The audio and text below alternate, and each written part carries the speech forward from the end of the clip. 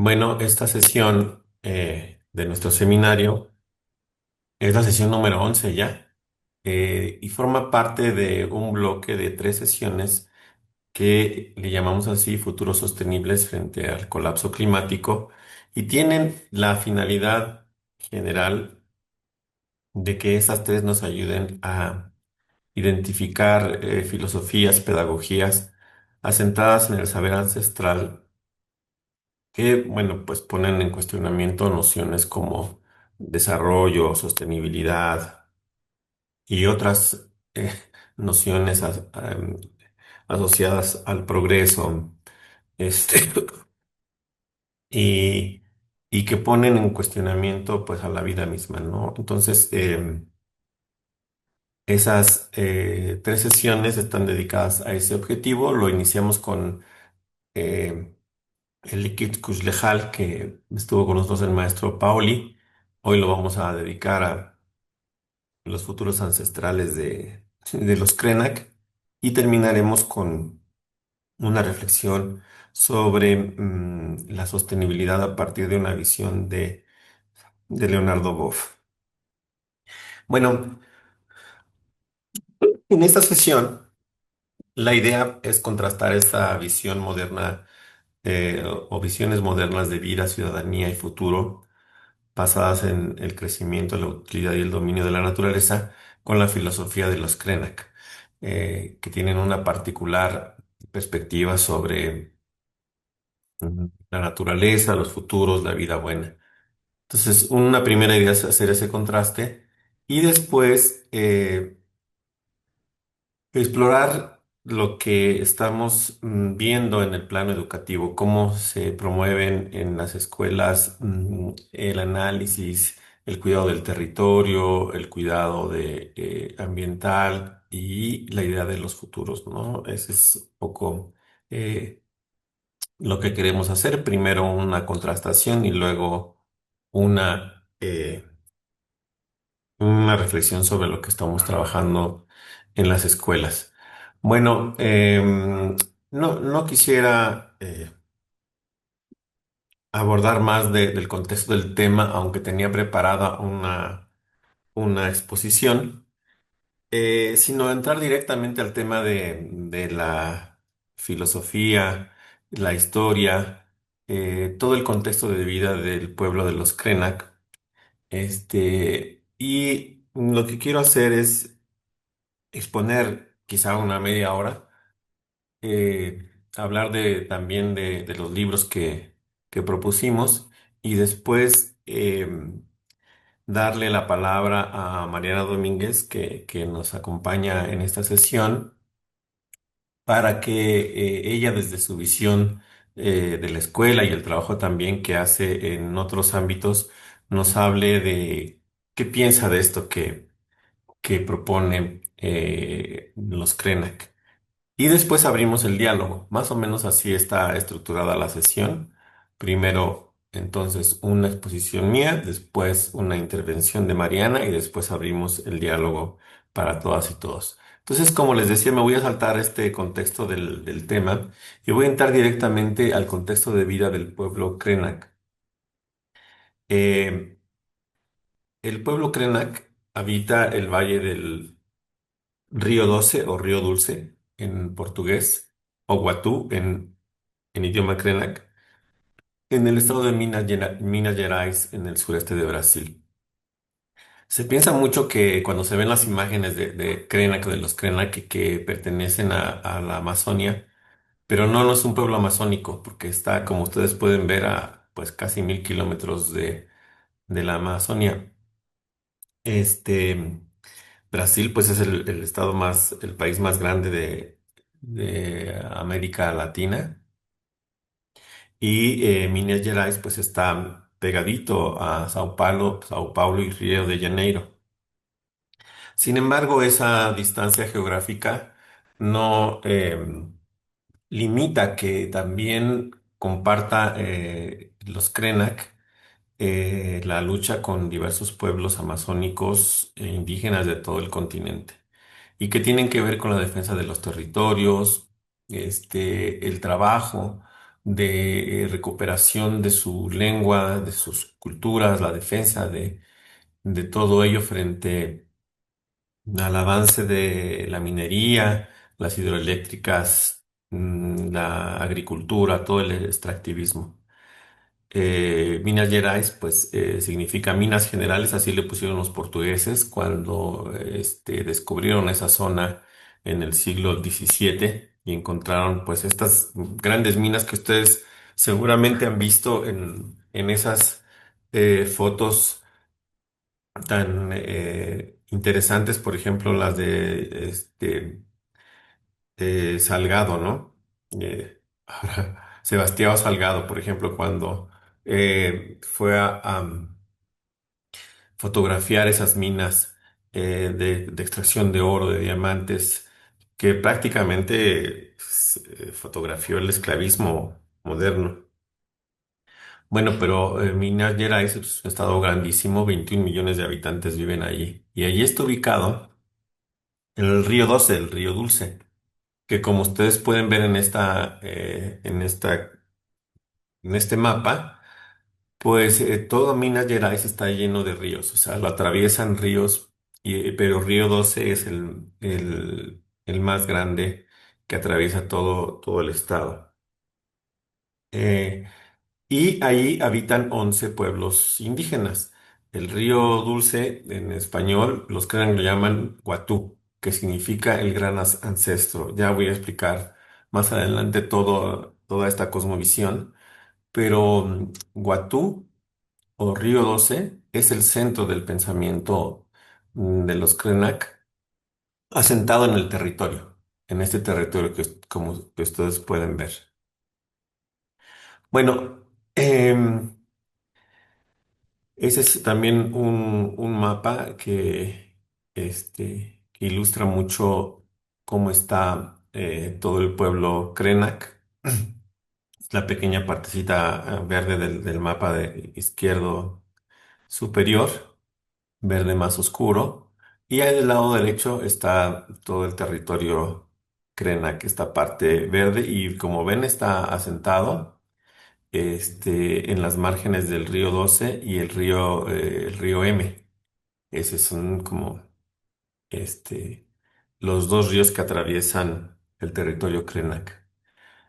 Bueno, como comentaba hace un momento, el Guatú, el río Guatú o río Doce es el centro de la filosofía Krenak. Ellas y ellos entienden que el río no es un recurso natural, ni una fuente de agua, ni es tampoco una infraestructura, sino un ser vivo. Eso es fundamental, porque el agua tiene ojos, tiene memoria, es posible conversar con el agua y pues es un ser vivo porque se conversa, se aprende, se observa y también se recibe del agua y del río protección.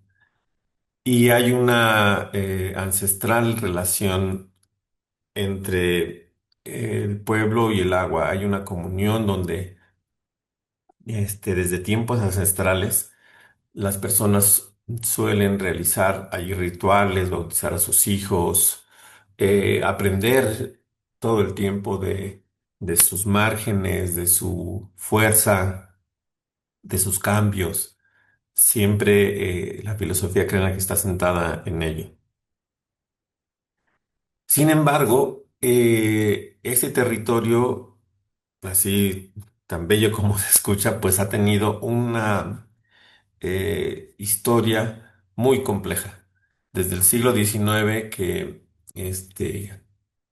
empezó la colonización de todo ese territorio, los pueblos indígenas fueron expulsados, ¿no? Empezó esa expulsión de esos 11 pueblos que comenté allí. Eh, y después hacia el principio del siglo XX, aunque se creó este servicio de protección al indio, en realidad era un servicio de pacificación. Es un poco a la manera de la pacificación en Estados Unidos de las poblaciones originarias, que no significó otra cosa más que su exterminio. Y entonces empezó esta política de confinamiento en áreas reducidas y pérdida del territorio. Es decir, los fueron aislando. Y de 1940 a 1960 se experimentó esta grande expansión de las haciendas ganaderas. Ustedes saben que Brasil empezó a expandir todo el tema de la ganadería. De hecho, la parte de la deforestación de la selva, ha sido gracias a la expansión de la ganadería. Brasil es uno de los grandes productores de carne actualmente en el mundo, igual que la Argentina, pero eso ha hecho que se exploten los bosques y, bueno, toda la infraestructura articulada alrededor de eso. Y la dictadura militar del 64 al 85, casi 20 años, bueno, pues todo eso trajo una profundización del asunto agrícola ganadero, ¿no? Entonces, empezó la persecución muy fuerte de toda la población indígena y en particular de la población indígena Krenak. Y en los años 70 crece la minería de hierro en la cuenca del río 12 y transformando profundamente lo que era la vida ancestral. Aunque en los años 80, a finales de los 80, la nueva constitución brasileña, a partir de muchas luchas y el regreso de la democracia después de la dictadura, trajo el reconocimiento de los derechos territoriales indígenas. En parte gracias a la lucha de líderes como Ayrton Krenak, ya la vamos a ver un poquito más adelante. Pero después de muchas décadas de siglos de explotación, bueno, la constitución brasileña y de explotación y de dictadura reconoce los derechos territoriales indígenas. Eso fue un hito muy importante, pero después llegó un suceso de colapso muy fuerte, que fue que la presa de Relaves de Mariana contaminó el río 12. Eso fue o está siendo una desgracia para todo el pueblo Krenak. Entonces, estas son imágenes del antes y el después, porque este suceso con la presa hizo que todo el tema de la minería contaminara el río 12. Entonces ustedes pueden ver cómo, por ejemplo, en la imagen de la derecha, que era una región verde, se transformó en una región pues totalmente contaminada. Y así es un poco en esta imagen. No sé si cómo se llaman estas formas de representar en tela. En Chile le llaman las arpilleras, pero era antes cómo era la vida con el río y cómo era después. Les voy a poner un pequeño video de este suceso. Déjenme pasarme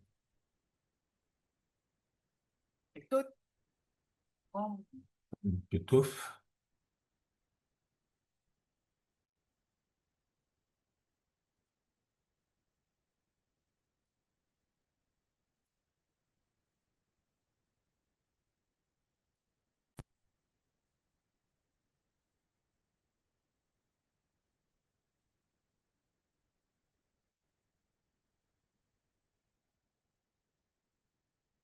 Aquí está.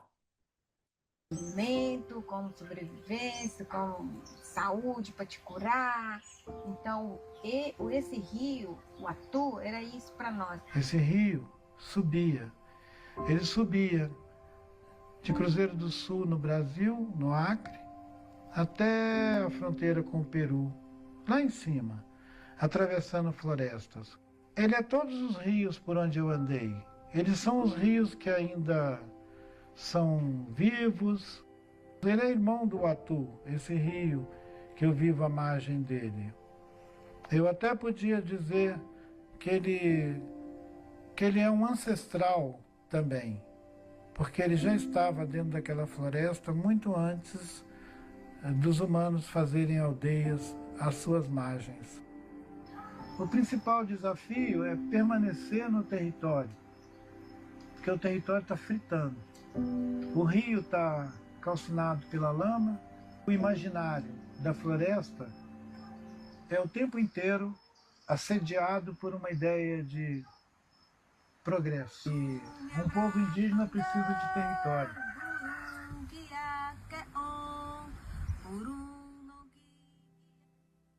Como alimento.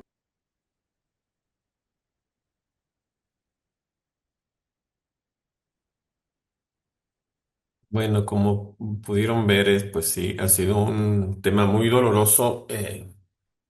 Y aparece en el último que dice Krenak, pues la defensa del territorio, ¿no? O sea, todos necesitamos territorio.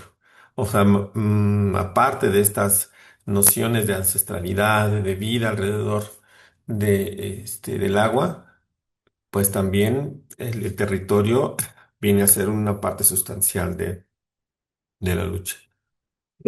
Ahora, algunas cosas que quisiera poner de relieve en esta lucha y en este conocimiento de las Krenak tiene que ver con dos asuntos. Uno, el asunto sobre la vida o la reflexión sobre la vida y la reflexión sobre el futuro. Entonces, primero quiero exponer algo sobre la vida y dando unos datos biográficos de Krenak.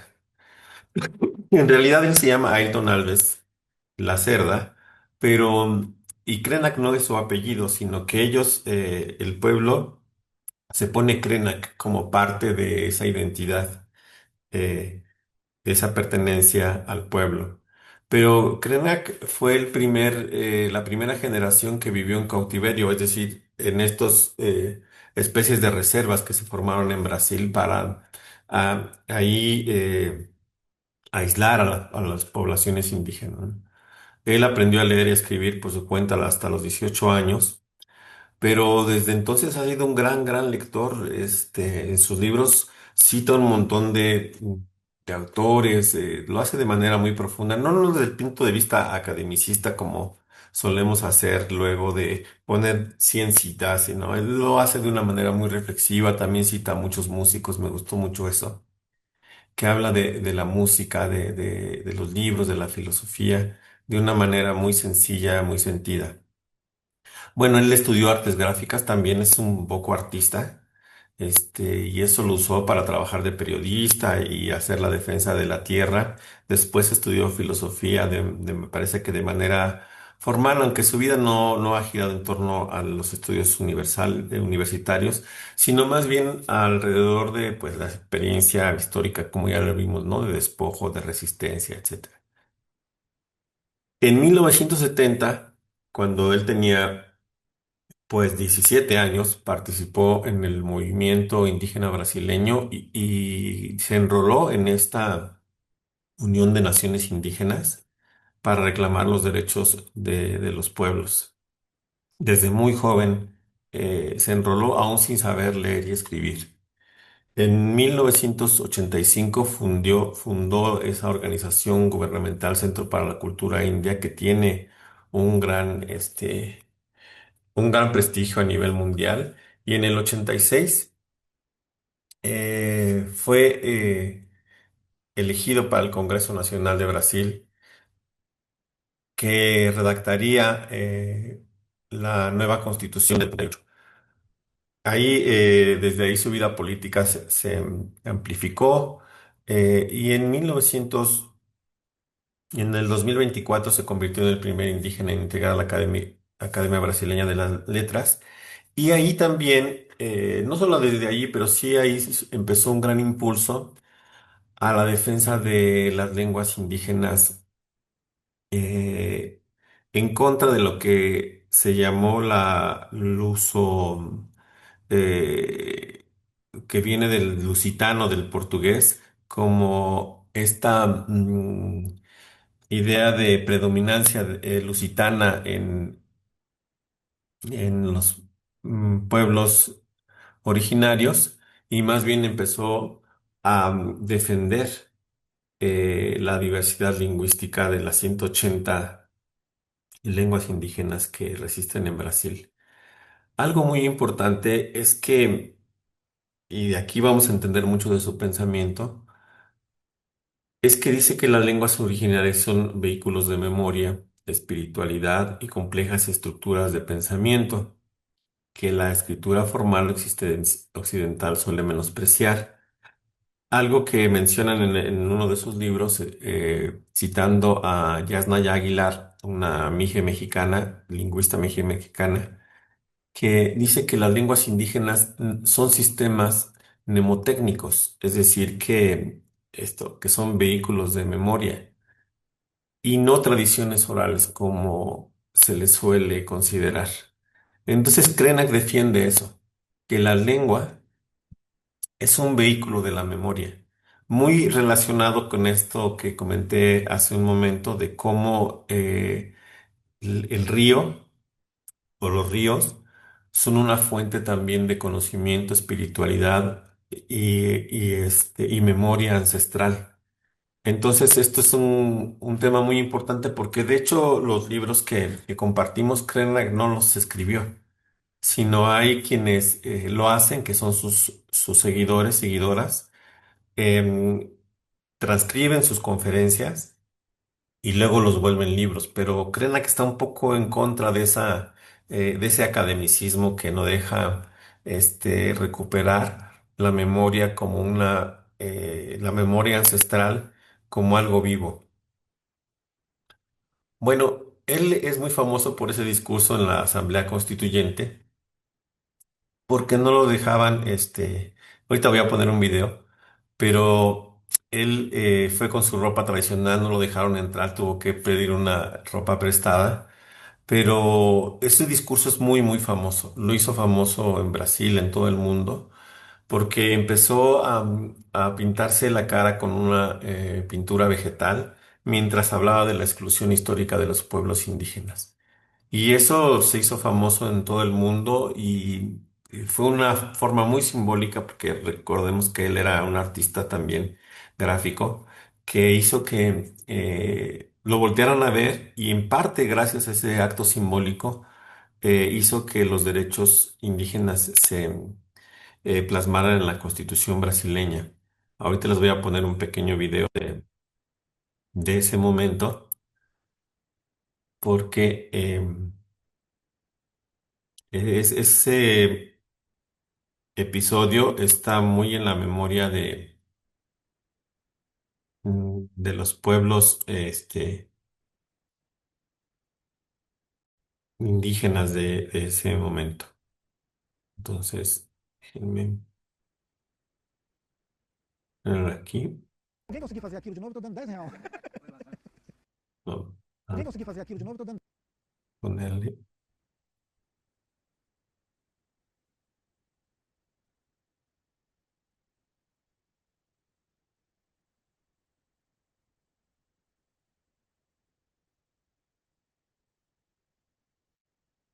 Listo. R$10. Fazer aquilo de novo, eu tô dando R$10. Falou, faz isso aí pra gente. Você sai sem sujar a roupa. Só acertar o foco. E No, no se está viendo. rosto, sem espelho nem Ah, nada. perdón, perdón. Sí.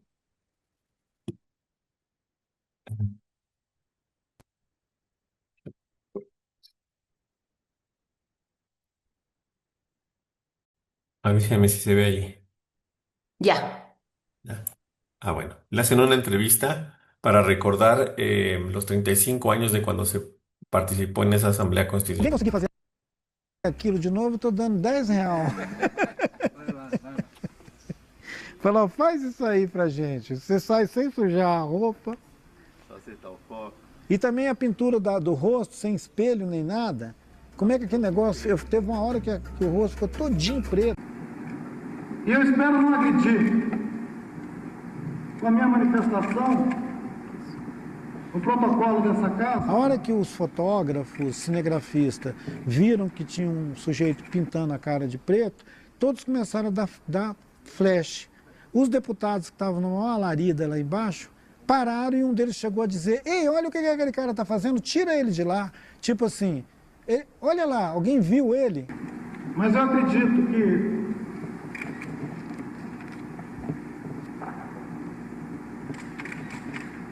os senhores não poderão ficar omissos, os senhores não terão como ficar alheios a mais essa agressão movida pelo poder econômico, pela ganância, pela ignorância do que significa ser um povo indígena. O povo indígena tem um jeito de pensar, tem um jeito de viver,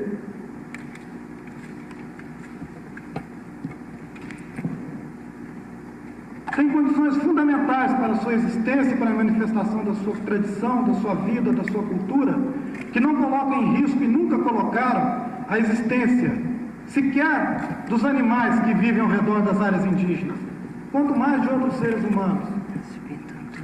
Eu creio que nenhum dos senhores poderia nunca apontar atos, atitude da gente indígena do Brasil que colocou em risco, seja a vida, seja o patrimônio de qualquer pessoa, de qualquer grupo humano nesse país. E hoje nós somos o alvo de uma agressão que pretende atingir, na essência, a nossa fé, a nossa confiança de que ainda existe dignidade, de que ainda é possível construir uma sociedade que sabe respeitar os mais fracos, que sabe respeitar aqueles que não têm o dinheiro para manter uma campanha incessante de difamação, que sabe respeitar um povo que sempre viveu a revelia de todas as riquezas, um povo que habita casas cobertas de palha, que dorme em esteiras no chão, não deve ser identificado de jeito nenhum como um povo que é o inimigo dos interesses do Brasil, inimigo como os interesses da nação e que coloca em risco qualquer desenvolvimento. O povo indígena tem regado com sangue cada hectare dos 8 milhões de quilômetros quadrados do Brasil. Os senhores são testemunhas disso. Só que aí todo mundo viu, aí o mundo inteiro viu, porque no outro dia essa foto estava em tudo quanto era banca de revistas, jornal, não tinha essas mídias digital que tem hoje, mas Bueno, ese fue uno de los momentos clave de esta historia. Eh, de ahí hizo muy famoso él, pero eh, de ahí empezó a llamar también la atención todo su pensamiento y sus libros empezaron a tener, sus relatos y sus libros empezaron a tener mucha fuerza. Uno de ellos es este de La vida no es sutil, que empieza con una reflexión. Este fue escrito en la pandemia, en el 2022, saliendo de la pandemia se publicó y habla de eso, ¿no? Que la pandemia mostró que el dinero no lo es todo, no garantiza la supervivencia el dinero. Y este libro cuestiona la creencia de que la economía puede sostener de manera independiente a la naturaleza, pero no es así, porque puede la economía crecer, pero no puede ser el vínculo que sostenga la vida misma, la alimentación, etcétera. La verdadera riqueza, dice él, es la capacidad de la tierra para sostener la vida. Y cuestiona esta idea, este mito del crecimiento infinito. Él habla siempre de los límites, de lo que tenemos que preguntarnos siempre es cuál es el límite de nuestra existencia. Incluso hay un pasaje de uno de sus libros que él dice, yo no temo morir, porque todos tenemos un límite. La vida tiene un límite, pero hay una ilusión de la economía que se puede crecer de manera permanente y que incluso nos hace creer que nosotros podemos vivir mucho más de nuestra condición humana. eh, y este es uno de los mitos que él cuestiona, como el crecimiento desmedido e infinito puede hacernos que confundamos el cuidado de la vida con una prolongación de la existencia que no es posible, aunque sea uno de los mayores deseos, ¿no? Otra cosa de la que él dice y que rescata mucho de su filosofía ancestral es el tema del sueño. Eso me gustó muchísimo desde la primera vez que leí sus libros, que habla de cómo los sueños pueden anticipar cosas, pueden ser una fuente de aprendizaje. Y él dice que hay unos sueños que estamos viviendo ahora, por ejemplo, que son soñados por los grandes empresarios, los grandes innovadores de las tecnologías, pero que son los sueños que son de ellos, pero no son los sueños nuestros, ¿no? Y que esos sueños pueden hacernos olvidar lo que nosotros estamos rememorando a través de lo que soñamos y lo que soñaron nuestros ancestros. Entonces, dice que la vida instrumental, la razón instrumental, hace que nos olvidemos de esos sueños y que empecemos a soñar los de ellos, ¿no? Entonces, últimamente ese tema de el conocimiento a partir de los sueños, me ha entusiasmado mucho, pero los Krenak lo tienen como una parte de su vida cotidiana. Le hacen caso a lo que sueñan, conversan todos los días de eso, y es una forma muy interesante de ligar pasado con presente. Una cosa que me gusta también mucho de Krenak es que eh, podemos postergar el fin del mundo, dice él, a partir de lo que soñamos, porque nos permiten imaginar futuros distintos antes de que sea demasiado tarde. No significa el fin del mundo, el fin del planeta y el fin de la vida sobre el planeta, sino el fin de la vida de la humanidad. Pero tendríamos que hacerle más caso a nuestras realidades ancestrales, a nuestros eh, sueños, porque eso nos va a permitir imaginar futuros distintos. Y en ese sentido, cuestiona nuestra sociedad convertida en máquinas, que dice que más bien nuestros sueños están ligados a ser máquinas, ¿no? Como muchas películas hay. eh, si uno pone en el Google futuros de la humanidad, de futuros de la educación, etcétera, aparecen muchas máquinas, porque dice él que esos sueños nos llevan hacia allá. Y dice, bueno, pero no es el tema de las tecnologías, sino cuando la producción se convierte en nuestro objetivo. Y entonces dejamos de preguntarnos para qué vivimos, qué significa una vida buena, qué relación queremos tener con la tierra, porque nuestros sueños, nuestra imaginación, nuestra idea de sociedad está convertida en esa visión maquínica.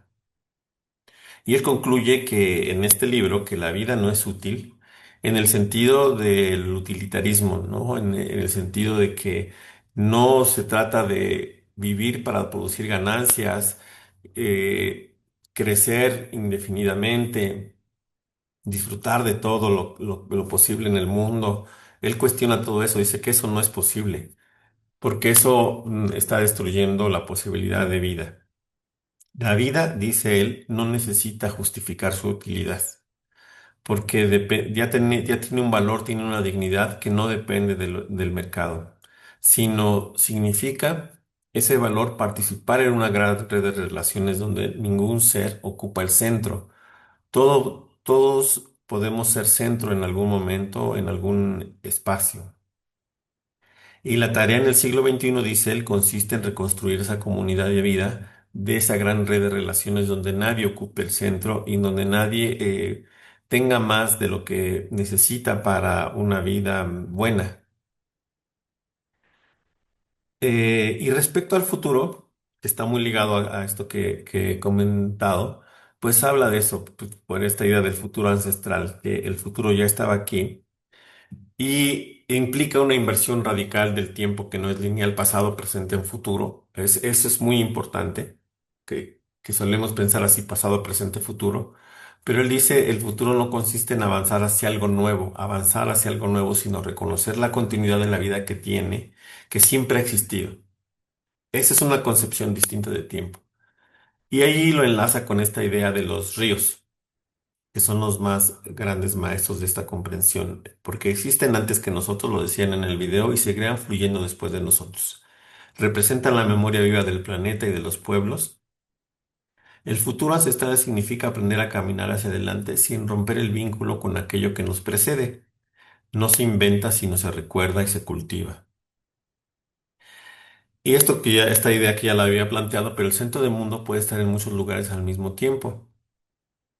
Lo que llamamos crisis o fin del mundo es en la realidad el agotamiento del proyecto moderno.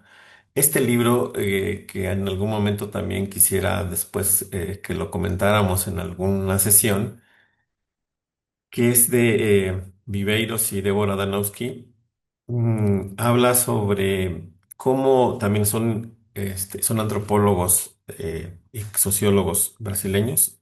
Ella creo que es socióloga. Y ella dice que los pueblos indígenas ya sufrieron el fin del mundo después de la conquista. Y por ello tienen muchas experiencias que necesitamos conocer, imaginar, porque existen muchos mundos dentro del mundo. Entonces, no pensar en esta idea del colapso cuando hay otras experiencias de vida que nos ayudan a entender y a trascender estas ideas. Algo también que me gustó de sus libros es que este fue escrito ya en el 2024, pero también hace alusión a la pandemia, que dice, no están equivocados esos que dicen que para aprender tenemos que sufrir. La pandemia fue una devastación, fue una catástrofe. ¿Qué se puede aprender de una catástrofe? No, no, lo que tenemos que hacernos es todas estas preguntas. ¿Cómo es que llegamos a tener una crisis de esta magnitud? ¿No? Lo que tenemos que hacer es recuperar otras formas de convivencia con la naturaleza, otra idea de humanidad, otra forma de tiempo, y no pensar que estos sufrimientos son necesarios para aprender. Eso me gustó mucho de lo que él decía.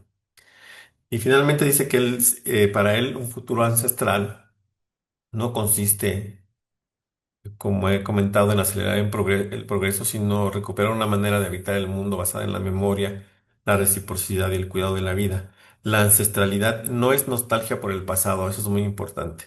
No es que estemos haciendo, ay, el pasado que fuimos, etcétera, sino una fuente de imaginación política y educativa para construir el futuro. Esta es para mí una de las ideas centrales.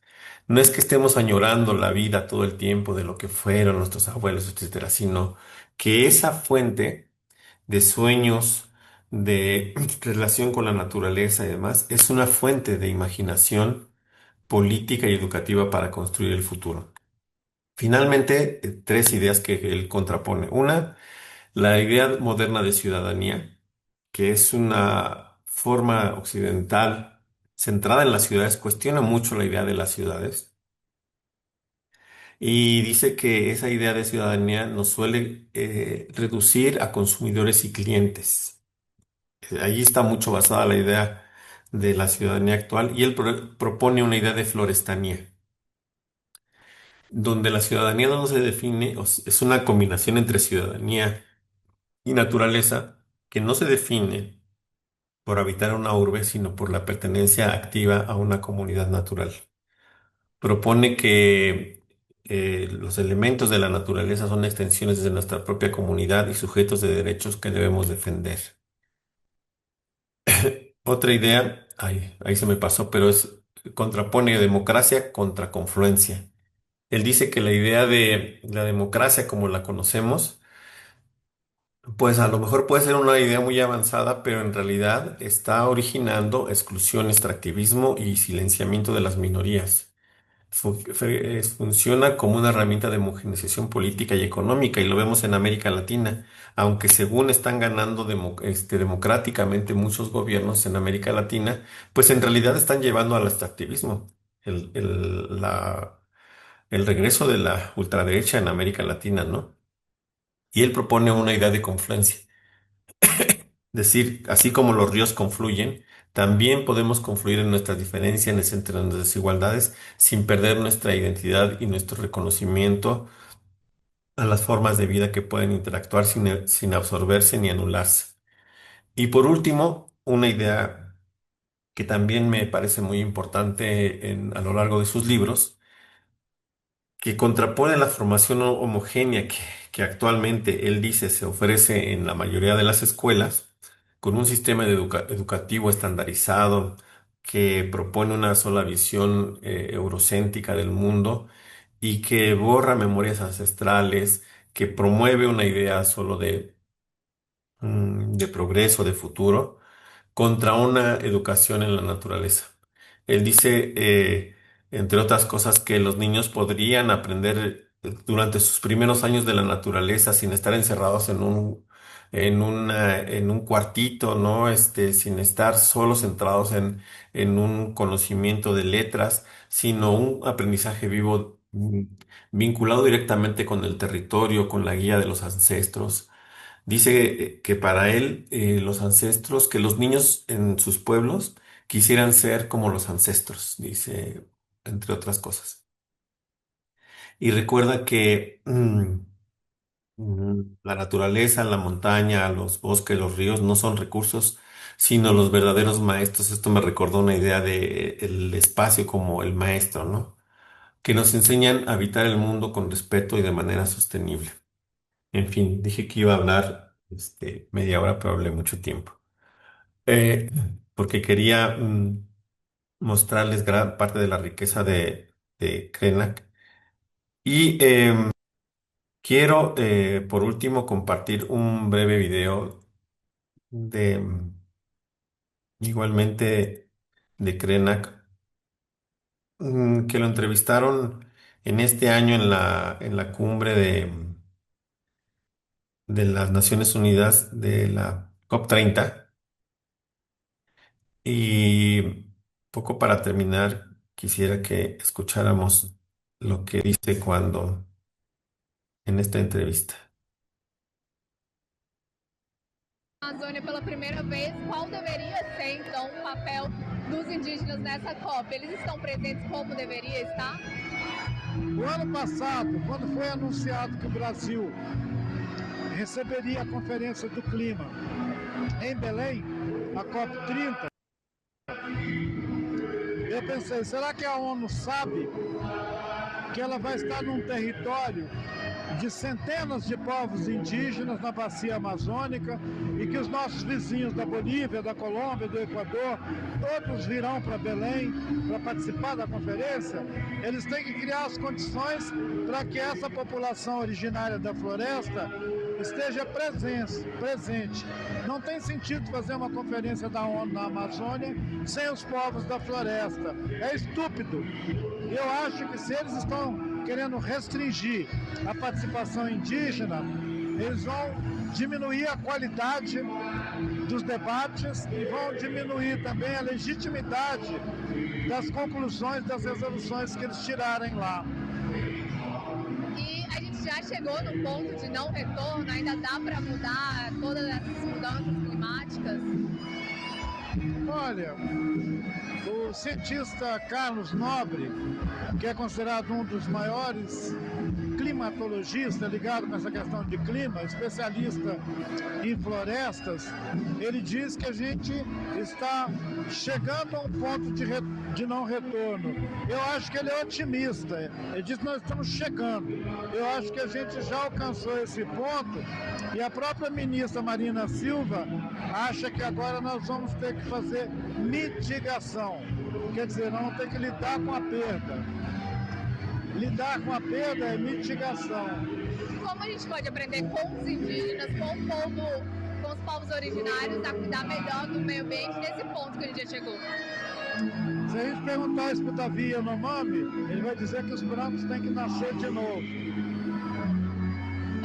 Essa ideia de que um evento como a COP30, a Copa do Mundo, que essas coisas deixem legado para os territórios onde elas acontecem, eles não conferem com a verdade. A maioria desses grandes eventos, eles consomem muita energia, produzem muito carbono e largam um monte de lixo para trás.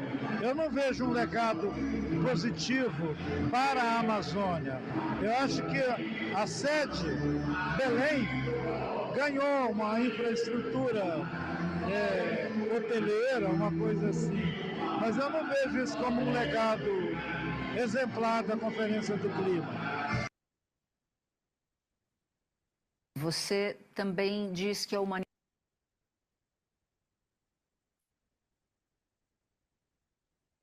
Bueno,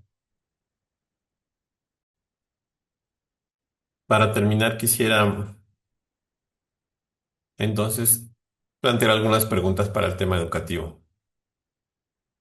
En este contexto de la filosofía Krenak, de los movimientos indígenas, de la defensa de la tierra, del debate sobre el clima, ¿qué preocupación existe por parte de estudiantes, docentes, acerca del territorio que habitan o en el que se encuentra la escuela? ¿Cómo se manifiesta esto? Si es que hay esa preocupación. ¿Se abordan en la escuela temas como el conocimiento, la defensa del territorio? ¿Qué actividades se llevan a cabo si esto es así? ¿Qué ideas se dejan ver en la escuela entre docentes sobre el futuro? ¿Qué relación con el pasado? ¿Qué visiones predominan? ¿Es más mercantilista, humanista? ¿Cómo se replantea nuestra relación con la tierra, etcétera? Bueno. Y con estas preguntas quisiera darle la palabra a Mariana Domínguez, si te parece bien, pues para que inicies la conversación acerca de esto que hemos presentado, de lo que tú veas respecto a la experiencia en la escuela, tu experiencia, tu visión al respecto. Así es que, Mariana, muchas gracias por estar con nosotros y adelante. Muchísimas gracias, Adolfo. Estoy fascinada. Qué gran pues, acercamiento, todo lo que hace Klena, que es fantástico. Y por supuesto es pues algo con lo que tenemos que reflexionar, ¿no? O sea, la pregunta si existe preocupación, desde luego que sí, pero quisiera primero empezar con una parte de cómo lo percibo, como docente, lo veo, ¿no? De entrada, eh, uno, bueno, como docente tenemos esta gran responsabilidad, ¿no? De ser los que ponemos las preguntas sobre la mesa, despertamos esta reflexión y además tenemos que ser pues estas personas eh, que transmitimos estas preocupaciones de manera genuina, ¿no? Para que sea realmente contagiable hacia toda la comunidad. Y ahí, pues evidentemente estos temas a mí me tocan la fibra, ¿no? Hay una parte que a mí me gusta mucho, que es trabajar la parte como somos una sociedad, somos una comunidad, somos una red, no, no actuamos aisladamente, por un lado. Y por otro lado, viene este concepto de si somos una sociedad, ¿en dónde estamos? ¿De qué espacio habitamos?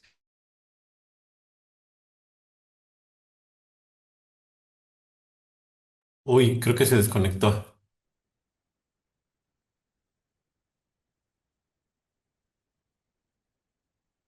O yo lo desconecté, ¿no? ¿Verdad? No, no creo, yo creo que se le fue la luz, déjame decirle. Ujú.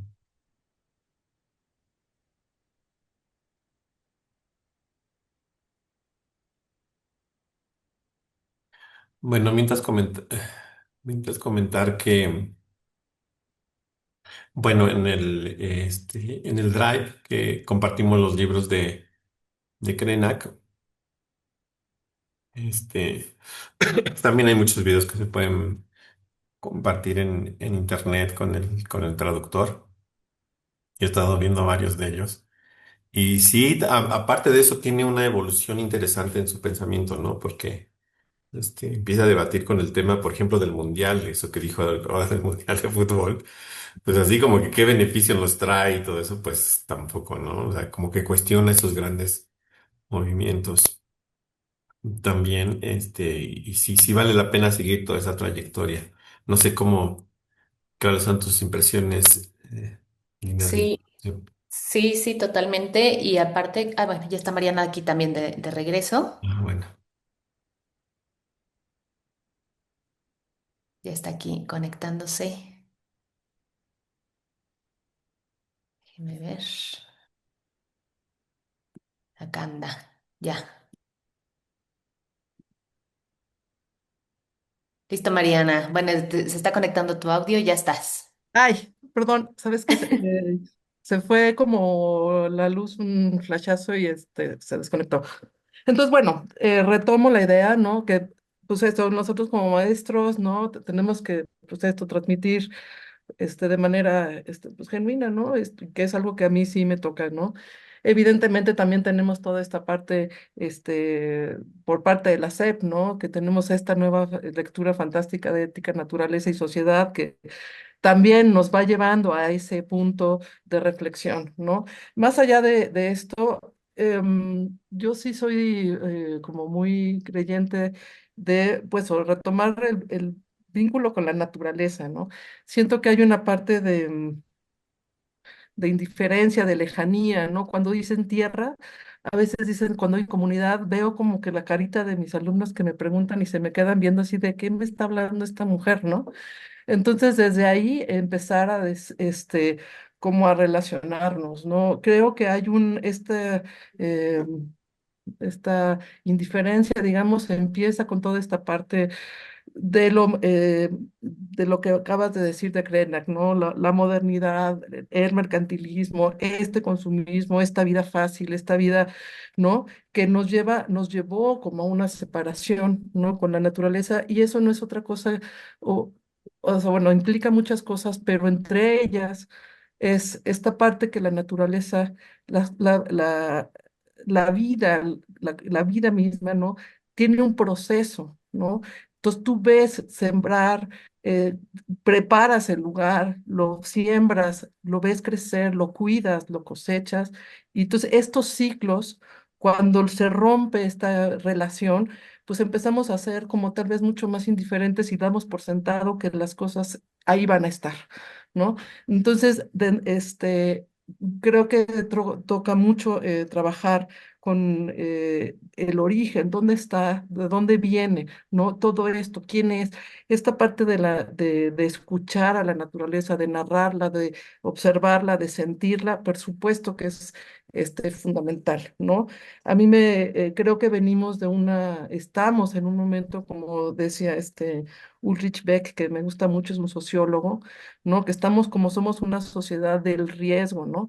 Del riesgo en el sentido de que estamos en el riesgo de un punto sin retorno y que además venimos de que nos dijeron, oye, pues el progreso era esta idea de que la naturaleza siempre se renueva y entre más avancemos la modernidad, es el progreso, ¿no? Y el progreso visto como esta idea de consumo, de crear más, ¿no? Entonces yo creo que esta idea, este inicio, yo creo que ya no es actualmente ya es totalmente cuestionable y lo estamos viendo, ¿no? Ya ahorita toca reflexionar desde otro punto de vista hacia dónde queremos ir como sociedad en su conjunto.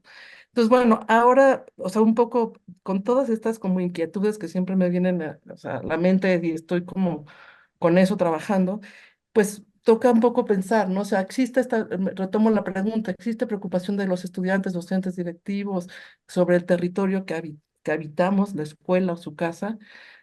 Pues de entrada yo creo que es una pregunta que deberíamos estarnos haciendo constantemente, ¿no? De entrada, ¿te preocupa? ¿Nos preocupa de entrada? ¿No? ¿A qué llamamos territorio? ¿Lo observamos? ¿Cómo lo sentimos? ¿Cómo lo narramos? ¿No? ¿Cómo nos apropiamos? ¿No? Sería, ¿no? A mí esta idea de que se ponen en Krenak, híjole, se me hace fantástico.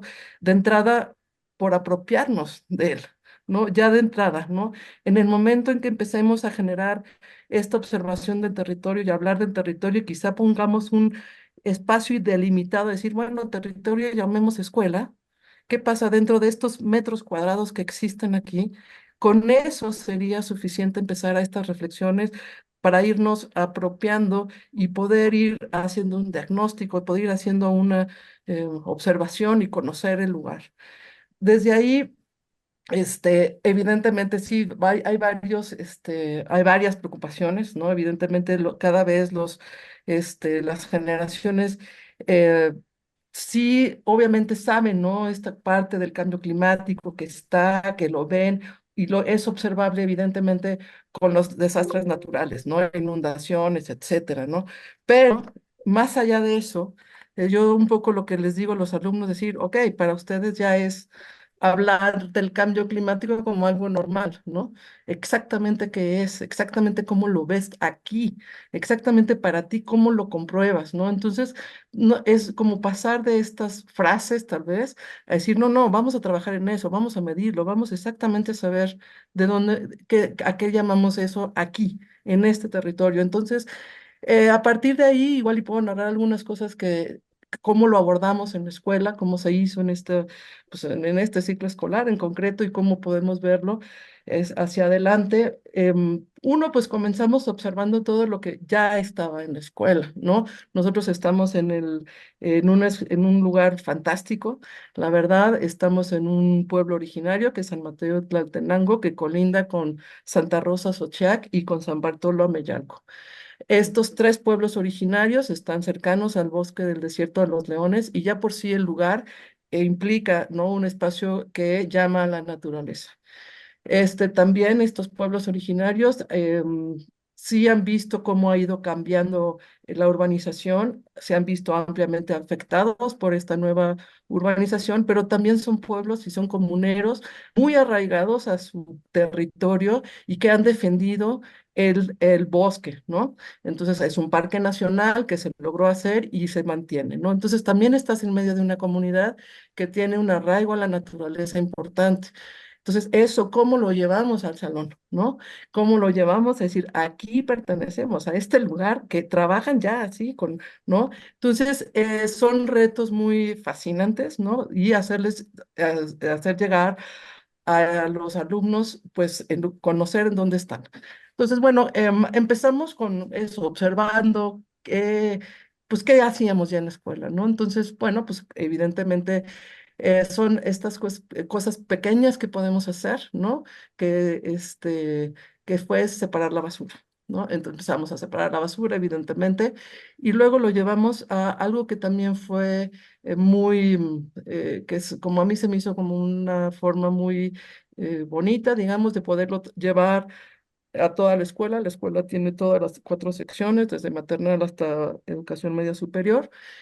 Y entonces es una actividad que todas las escuelas se puede unir y que era una conversación que surge en la escuela, se lleva a casa y de la casa regresa a la escuela, que es este vínculo de comunidad que quieres mantener y fortalecer día a día y que son los alumnos, ¿no? Las alumnas, los que despiertan esta eh, participación, ¿no?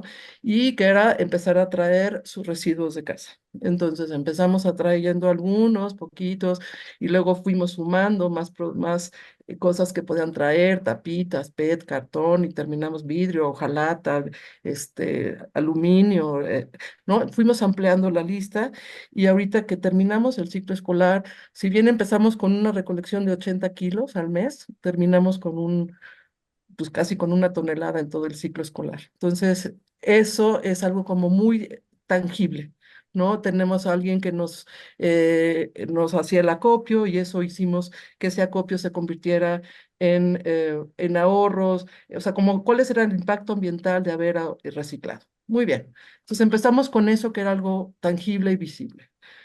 Posteriormente dijimos, bueno, ¿y qué más hacemos? ¿No? Entonces empezamos a medir el agua. Ahorita está lloviendo mucho en la Ciudad de México, entonces dijimos, ok, perfecto. ¿Cuánto llueve? ¿Es mucho o es poco? ¿En relación a qué? ¿Qué es eso de que llueva mucho? Porque en esta zona boscosa llueve mucho, sí, muy bien. ¿Y eso qué significa? Entonces empezamos a medirla y eso nos dio digamos que al poderlo medir pudimos empezar a hacer pruebas en el laboratorio, que siempre es muy divertido, o sea, como poderles, y que fueran observando, ¿no? Eso nos permitió desde poder, oye, el agua es limpia, es ácida, es sucia, es limpia, estas preguntas, ¿no? Esta agua que cae en la tierra, y ¿cómo es la tierra, no? Es arenosa, es porosa, ¿cómo es la tierra? Entonces empezamos a trabajar a partir de medir el agua, ¿no? Empezamos a darle ya cierto significado. Y para poderlo significar, dijimos, bueno, en la escuela, ¿qué hacemos con el agua? ¿No?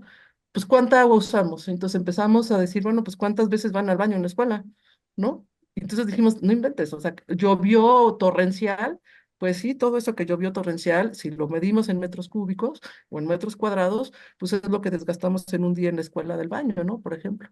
Entonces dijeron, órale, digo, pues si eso es lo que hacemos, entonces hay que tener más cuidado cuando vamos al baño, ¿no? O sea, hay que, no es que o sea, hay que empezar a concientizar, ¿no? El agua, de qué volumen, ¿no? Entonces empezamos a ver que en la escuela también tenemos un sistema de captación de agua de lluvia con los techos y eso nos permitía saber cuánta agua había llovido y qué hacíamos con esa agua que habíamos captado.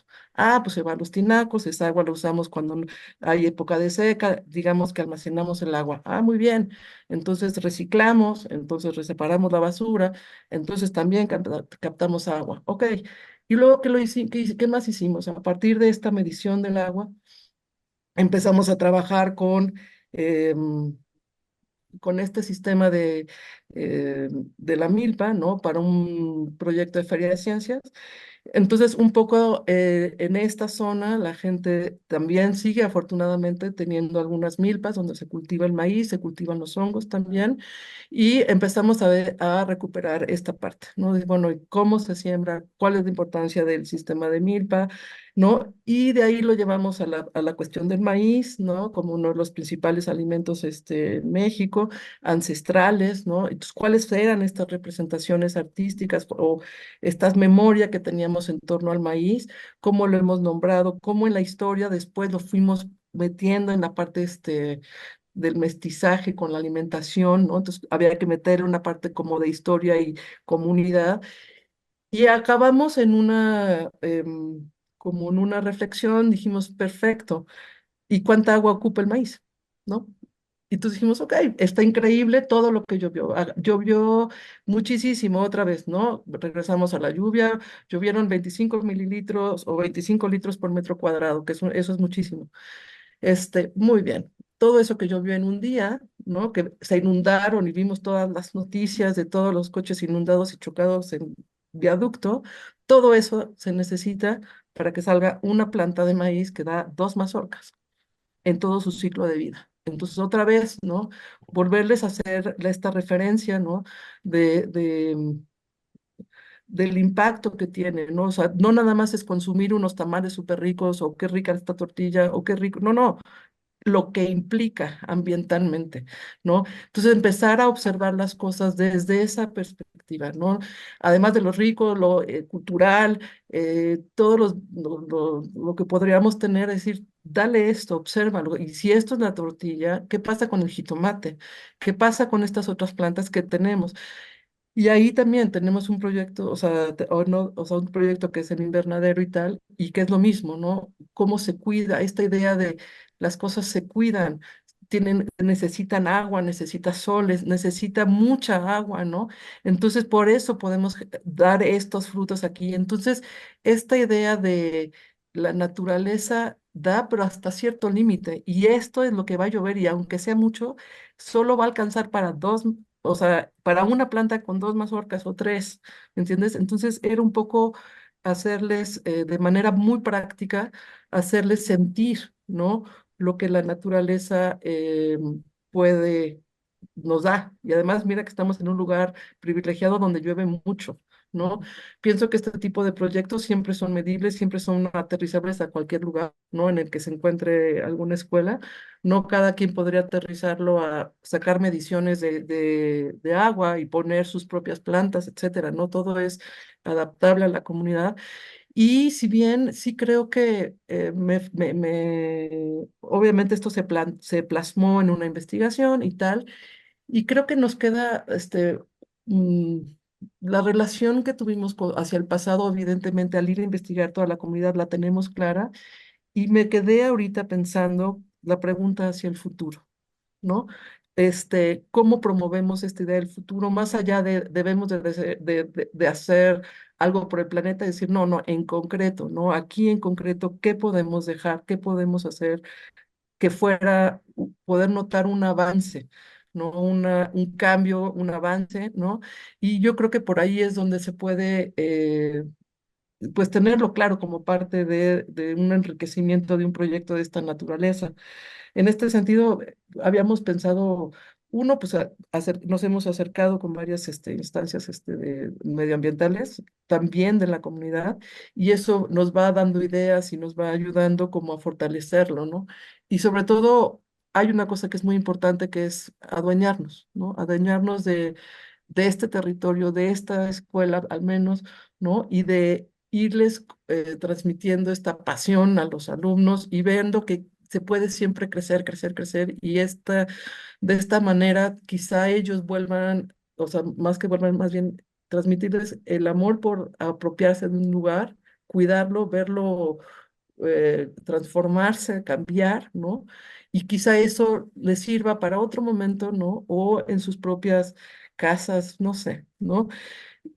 También me quedo como observando todos los videos y todo lo que nos pasaste, me encantó esta forma también que creo que es una cosa pendiente de cómo narrarlo, cómo contarlo, cómo describirlo, cómo sentirlo, ¿no? Cómo expresarlo, ¿no? Tal vez este tipo de cosas se expresan muy fácilmente a través de un proyecto de ciencias y tal, pero esta otra forma que tú nos mostraste va más allá, ¿no? Va más allá, tiene un toque más profundo, no es una cosa también que tiene que ver con la belleza, tiene que ver con varios elementos que quizá falta, ¿no? Poderlo eh, acostumbrarnos a narrarlo también y hablar así, aunque tal vez tenemos un río que está contaminado, que es cierto, el río que tenemos ahí está contaminado y bueno, también hay que narrarlo así, ¿no? No nada más se narra estas cosas como lo bello y los pájaros hermosos que hay, que es cierto, sino que también lo que es como está, ¿no? Entonces atrevernos a hacerlo. Yo creo que sería un paso importante, decir, pues atrevernos a mostrarlo como está y también hay una parte que estamos queriendo eh, empezar a cuantificar, ¿no? Todas las plantas, contar la historia, ¿no? O sea, lo que platicábamos, hay muchísimos pinos que están enormes además. Entonces, empezarles a darles otra cara, ¿no? Otra cara de decir, quizá yo me gusta pensar aquí en esta zona estuvieron los tepanecas, ¿no? Entonces, de repente decir, oye, tal vez hay un árbol aquí de hace 200 años, ¿cuál sería? ¿De qué diámetro es? Es un árbol que estaba aquí cuando estaba Francisco Villa y pasaron por aquí porque era una zona que llegaban. Entonces, darle ese otro significado al bosque es una forma de irnos apropiando y de ir acercándole a los jóvenes, a las niñas, a los niños, a todos, a todes, ¿no? Esta forma de convivir, no solamente para verlo, sino simplemente darle otras perspectivas, ¿no? También otra de las cosas que hicimos, ya ahorita que me acuerdo, también cuantificamos todos los árboles que había, ¿no? Y eso nos permitió, porque yo les decía, sí, está padrísimo el bosque, muy bien, pero ¿cuál es la función de esto, no? Ah, pues emite un montón de oxígeno, capta un montón de dióxido de carbono. Ah, entonces tiene una utilidad muy importante. Entonces, como que empezar a ver, ¿no? A medirlo, y entonces empezamos a hacer estos ejercicios. Y luego, bueno, retomo esta parte, ¿no? De lo que decía, queremos hacer esta historia, ¿no? De los árboles, es decir, no, este árbol, ¿qué historia nos cuenta? Si tal vez aquí se durmió algún revolucionario o algo, ¿no? Entonces, darle ese toque. El otro también, queremos como empezar a poner cámaras trampa para empezar a adueñarnos de toda la fauna que está ahí. Porque pues eso también hay que cuidarlos, hay que decir, oye, ¿cuántos hay? ¿Quiénes son? ¿Cómo? Hasta nombre les podremos poner, qué comen, a qué horas bajan, ¿no? Entonces también es una cosa de hacerlo como muy visible a los jóvenes, ¿no? A las chicas, a los niños, a las niñas, ¿no? O sea, hacerlo visible, aquí está, sí está, ¿no? ¿Cómo se los acercamos? Entonces también es algo así y pues evidentemente lo que queríamos como, así como sueño, pues evidentemente va a acabar en algo que queremos, ojalá se logre, ¿no? Como un museo, el Museo de la Barranca, ¿no? Nosotros estamos en esta barranca y entonces empezar a poner, hacer este proyecto que se antoja como para poder ir siempre metiendo desde muchas aristas, ¿no? Siempre en torno a apropiarnos de nuestro territorio, ¿no? Y apropiarnos de nuestro territorio y esta comunidad activa que está ahí, ¿no? Y esto nos permite o nos permitiría, ¿no? Sacarlo a otros espacios. Este, y bueno, con eso O evidentemente, eh, o sea, esta pregunta que pones, ¿no? ¿Predomina una visión mercantilista, humanista? Pues sí, yo creo que son siempre hay que estarnos haciendo esas preguntas y replanteárnoslas, ¿no? Siempre hacia dónde tenemos la mirada, ¿no? ¿Dónde está puesta la mirada el día de hoy? ¿Dónde está puesta en este trimestre? ¿No? ¿Qué nos pasó? ¿Dónde va? No, son preguntas que yo creo que se antojan a estarlas teniendo presentes siempre, ¿no? Y esta, ¿no? Que nos pone, la preocupación está, ¿dónde está? ¿No? Y más bien, creo que es una pregunta que se debe de estar contestando cotidianamente, ¿no? Esa sería más bien mi respuesta y evidentemente... eh, con esta apropiación, ¿no? O sea, como los territorios, como algo, esta idea de como algo vivo y que tú estás de paso, ¿no? Eso es así como, híjole, súper importante, ¿no? Bueno, yo aquí que observo mucho los árboles, digo, pues este señor lleva aquí 200 años y yo voy a vivir a lo mucho, no sé, la mitad de lo que él vive, ¿no? Y seguro él va a seguir aquí. Entonces, por eso es, ¿no? Importante, me gusta mucho esta reflexión de, sí, estamos de paso. Y también perdón, por último, yo nada más, la última idea que quería también y que me gusta platicarla mucho con los jóvenes, ¿no? Mucho, mucho. Yo te digo, soy clases en secundaria y media superior y siempre les digo, no hay ciudades sin campo, así. ¿No? Importamos cualquier cantidad de recursos naturales, entonces sí vale la pena hacernos las preguntas de dónde viene el agua, de dónde vienen los alimentos que comemos, a dónde va todos los desechos, ¿no? No, perdón, pero todo lo que desechamos en la Ciudad de México, mucho de los desagües va al estado de Hidalgo. ¿Por qué? ¿Qué pasa con las comunidades de Hidalgo? ¿No? ¿De dónde viene la comida? ¿De dónde viene el agua? ¿De dónde viene el agua? ¿Tienen agua? ¿Por qué nosotros tenemos el agua y eso? Y tal vez hay lugares en el Estado de México que no tienen agua. Importamos, ¿no? Importamos alimento, importamos comida. Entonces, este tipo de preguntas, evidentemente, bueno, pues siempre hay que estarlas reflexionando y no darlas por hecho, ¿no? No darlo por sentado las cosas. Y bueno, hasta aquí quería dejar mi primer comentario y seguimos ahorita el diálogo.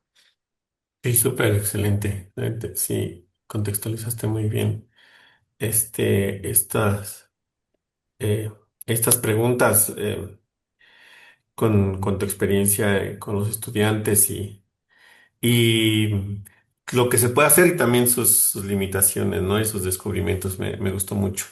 Pero Gina, ¿te parece bien si nos comentas y si Sí. amplías, por favor?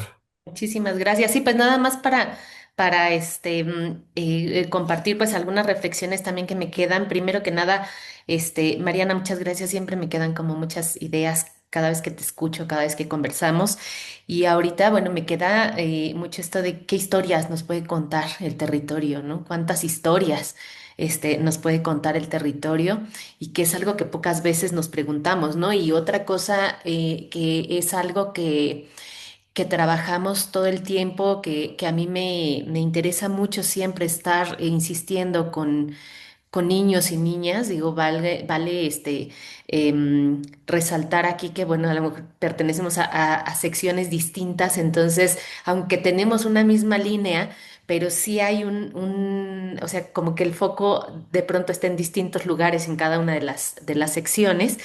Pero algo que para mí es muy importante con niños y niñas es esta idea de todas estas especies que están aquí, o sea, todas estas arañitas y todos estos caracoles y todas estas plantas y el liquidámbar que está ahí a la entrada y los oyameles y los azulejos, todos son especies cuyo hábitat es ¿no? O sea, nosotros estamos ahí un poco como invasores, pero para no vernos de esa manera, a lo mejor es entender, o sea, tratar de que con niños y niñas se comprenda también no solamente esta parte de cómo habita un territorio, sino también la parte de coexistencia, de cohabitar, de cómo cohabitamos con otras especies y especies, digo, ya más adelante en otra sesión hablaremos de eso, pero cómo es tan importante saber coexistir no solamente con otras personas, no es nada más el vivir juntos y juntas, también estamos coexistiendo con otras especies distintas.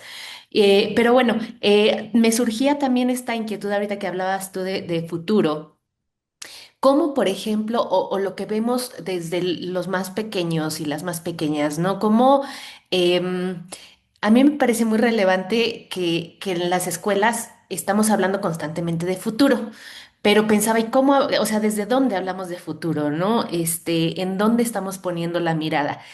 Y me parece que no siempre estamos hablando del mismo futuro. O sea, creo que es común, sobre todo en edades de preescolar, de primaria, referirnos al futuro de cada estudiante. O sea, estar hablando de qué vas a estudiar, qué profesión vas a elegir, a qué te quieres dedicar, incluso pensando en secundaria, en media superior. Si pensamos en el currículum, está la parte de proyecto de vida, por ejemplo, ¿no? Pero creo que aunque todo esto es importante, por supuesto, se formula desde lo individual, una lógica individual. Entonces, ¿tú qué quieres ser? ¿Tú cómo imaginas tu vida? ¿Tú qué proyectos quieres trazar? Entonces, si estamos preguntando eso, ¿por qué no preguntamos más o no nos preguntamos más frecuentemente, o sea, qué mundo queremos habitar juntos, ¿no? No sé qué responsabilidades compartimos también. Ahora, por ejemplo, que nosotros trabajamos mucho desde la primaria también, por acá está Ana Lau también escuchándonos y desde sus chiquitos de quinto de primaria se trabaja mucho sobre los desafíos actuales, los desafíos globales, cuáles son esas crisis globales que estamos enfrentando, pero cuántas veces nos estamos preguntando qué responsabilidades compartimos también, ¿no? Me preocupa también un discurso que aparece también con frecuencia en las personas adultas a este respecto, que es esa idea de que serán las nuevas generaciones las que van a resolver las crisis ambientales, sociales, políticas, que está en sus manos el planeta, ¿no? Que está en sus manos el futuro de la humanidad.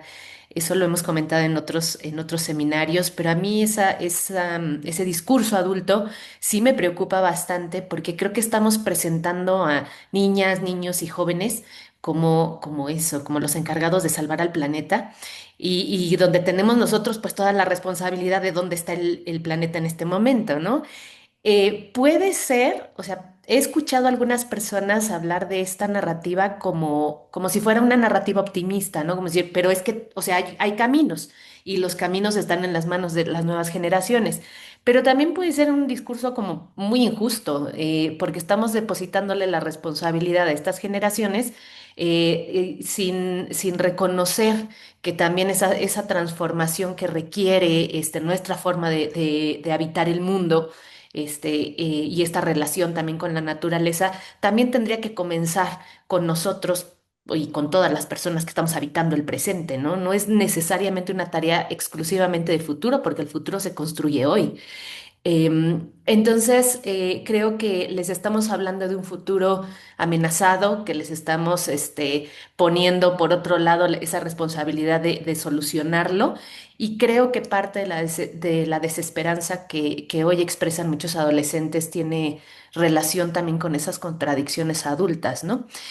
Y paradójicamente pienso también que en la escuela hablamos mucho más del pasado que del futuro porque estamos, o sea, enseñamos historia de México, enseñamos historia universal, estamos constantemente recordando o trabajando con las memorias, con la memoria de la institución, con las memorias colectivas, con la memoria de la comunidad, que es algo fundamental también, pero creo que muchas veces abordamos el pasado como si fuera algo ya concluido. Como si ya, ok, el pasado ahí está y entonces te lo estoy mostrando. Pero, y al mismo tiempo, o sea, como que el futuro fuera algo incierto o algo lejano. No tenemos como tan clara o no trabajamos lo suficientemente, eh, mm, con la suficiente claridad esa relación indivisible que tiene el pasado con el presente y con el futuro. Y ahí me encanta también esta propuesta de los Krenak, que es esta posibilidad de de tender esos puentes entre el pasado, el presente, el futuro, y que no, o sea, esto en lo que insistías, Adolfo, de no nos está proponiendo, o sea, esa añoranza o ese regresar al pasado, sino reconocer esos saberes, esas prácticas y esas formas de relacionarnos con la tierra, con la naturaleza, que sí pueden ayudarnos a imaginar otros futuros. Em, y a lo mejor algunos futuros que incluso ya se habían imaginado y que los hemos olvidado, ¿no? Que los hemos dejado a un lado. Me parece que eso sería algo muy importante. Creo que hoy se habla mucho más que antes en la escuela de términos como bienestar, como inclusión, como convivencia. Hablamos mucho de ciudadanía, hablamos mucho de derechos humanos, y creo que eso es un avance importante en educación. Pero ahorita me surgía una inquietud cuando escuchaba en alguno de estos videos de Krenak pensar. ¿Qué tanto una visión humanista? Porque nosotros, o sea, trabajamos en una institución humanista, pero además hoy el sistema educativo nacional te orienta hacia esa filosofía humanista. Pero ¿qué tanto la visión humanista sigue colocando a la especie humana al centro? ¿No? Me surge ahorita esa inquietud, yo lo abro aquí para poder conversarlo, pero decía, bueno, ¿qué tanto realmente esta visión humanista? Bueno, sí, sí la visión humanista desde la parte de reconocer a cada persona, de pensar en el cuidado, de pensar en el trato, de pensar en el crecimiento de la persona, sin importar sus diferencias. Pero no estamos cayendo en lo mismo que nos están alertando acá desde esta filosofía Krenak de somos una de tantas formas de vida que existen en el planeta. No siempre puede ser la misma forma de vida la que esté al centro. O sea, entonces, ¿qué tanto tener una filosofía humanista pudiera llevarnos a eso, ¿no? O sea, a seguir colocando al ser humano al centro. Es algo que me surge ahorita. Y creo que también, pues eso nos invita también pues a pensar, a reconocernos que no somos ni la especie salvadora del planeta, ni somos la especie dueña del planeta, ni somos, no somos estos administradores de los recursos del planeta, porque pareciera que hemos avanzado en la humanidad pensando que la naturaleza es ahí como nuestro gran almacén y nosotros administramos esos recursos sin dejar de ver que somos, que habitamos o cohabitamos este planeta y somos parte de este gran sistema interconectado. Entonces creo que sí sería importante desde nuestras escuelas formar personas o contribuir a la formación de personas capaces de comprender que la vida humana sí está dependiendo de un entramado mucho más complejo de relaciones con otros seres, otras especies, otros territorios, otras formas de existencia. Y ahí me parece que esta parte que nos propone la filosofía Krenak de pensar en estos futuros ancestrales, sí nos recuerda que no necesitamos pues reinventar tampoco esa relación con el planeta desde cero, ¿no? Porque ya los pueblos originarios pues lo han pensado también y hemos olvidado esa parte, ¿no? Quería compartir nada más esa reflexión, esas reflexiones que me quedaron también a partir de estas preguntas. Sí, muchas gracias. Yo pienso que haces tres, bueno, según yo, tres, ¿cómo se llama? Tres reflexiones muy importantes. Creo que más, pero esas tres quisiera llamar la atención. El primero es el asunto de, en esta relación pasado, presente, futuro. O sea, lo que nos invita a Krenak es a problematizar nuestra naturaleza histórica. Creo que eso yo lo he observado últimamente en nuestro sistema educativo y en nuestra vida en general, que no estamos analizando nuestra naturaleza histórica. por eso que predomina en las redes, en las películas, ¿no? Entonces, esas ideas fantásticas de futuro, a mí me entusiasman mucho todas esas películas, ¿no? De esas series y libros también, de cómo imaginar, cómo hay estas este, utopías, etcétera. Pero creo que más allá de un ejercicio de pensar cómo sería, qué pasaría, estamos en un, por ejemplo, estamos ante una catástrofe, estamos ante un colapso. Más allá de eso, creo que lo que nos hace falta es, en general, como personas, pero también en la escuela, profundizar en la naturaleza histórica que tenemos. O sea, ¿qué somos pasado, presente, futuro? Parecen preguntas, muy abstractas, ¿no? Muy de solo la filosofía, pero no, son preguntas muy necesarias porque todo el tiempo estamos conviviendo intergeneracionalmente, todo el tiempo, como decías, estamos preguntando en las escuelas. Por ejemplo, la educación no se entiende sin una idea de futuro. Todo el tiempo estamos trabajando, desde chiquititos hasta grandes. ¿Ustedes qué quieren ser? ¿Qué piensan? ¿Qué va a ocurrir? Entonces, pienso una idea es problematizarla, no solamente abordar el pasado, porque puede ser que abordemos el pasado todo el tiempo. Y esto que dice la nueva escuela mexicana, pregúntenle a sus abuelitos. Sí, sí, sí, está bien. Pero no es solo abordar, no es rememorar, no es celebrar, sino problematizar. Problematizar nuestro momento histórico. Esa es una idea. La segunda. Es el tema que lo pones muy bien sobre la mesa y a mí se me pasó decirlo. Es el tema de, por ejemplo, la sostenibilidad, el humanismo, etcétera, que Ayrton Krenak lo critica profundamente. Dicen, es que ustedes pierden mucho tiempo en ese tema de la sostenibilidad. Dice, pero es un engaño, porque bien lo decía Mariana. Este, hablamos del tema del reciclado, de la recuperación del agua, de lluvia, etcétera, etcétera. Pero la verdad es que eso, puesto ya en términos numéricos, es muy poco respecto a toda el agua que se gasta, por ejemplo, el papel, la industria, ahora la tecnología, ¿no? La inteligencia artificial. Entonces dice Krenak, nos comemos esa idea de la sostenibilidad, pero no nos damos cuenta que eso que ustedes llaman sostenibilidad y la vida centrada en el humano, como tú bien dices, en el humanismo, lo que hace es que desplaza el tema más relevante, más amplio, que es la vida misma. Entonces, la filosofía Krenak, aparte de problematizar el tiempo, en esta idea que pone de manera muy interesante de futuro ancestral, ¿no? Juega con esa idea del tiempo. La otra cosa que hace es que pone la vida encima de la sostenibilidad y la humanidad. Entonces, la vida misma como una categoría, pues, te voy a decir, de análisis, ¿no? De filosofía, que dice, la vida es mucho más, está desde antes de nosotros y seguirá después de nosotros. Nosotros somos una pequeña parte.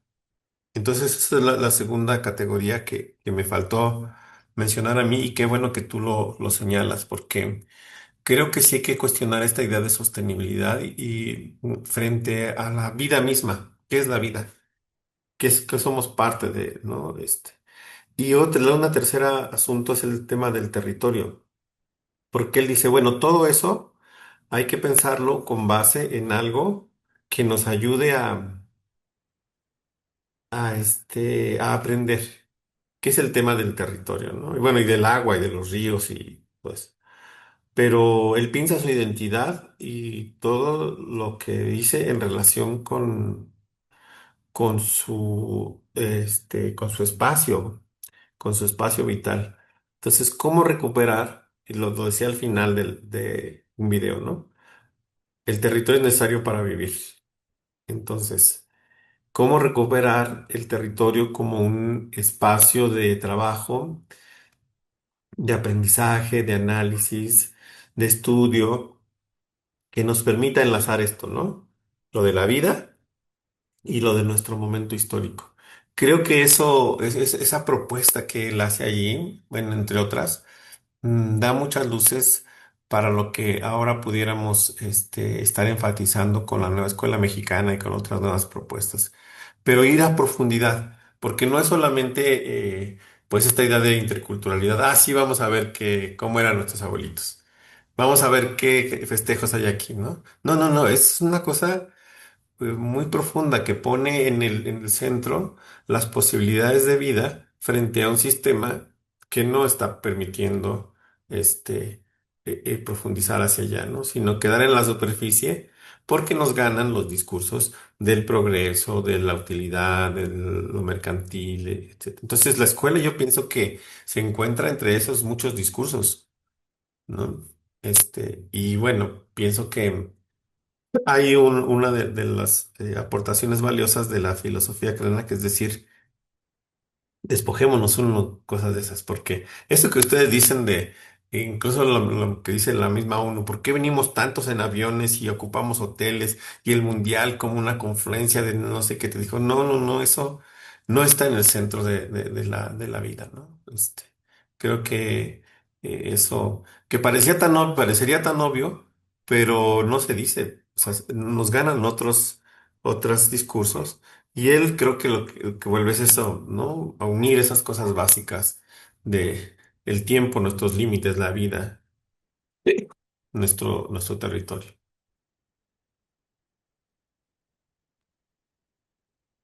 Sí, totalmente de acuerdo. Quisiera, Mariana, creo que quieres también aportar algo aquí al respecto. Sí, sabes que Adelante.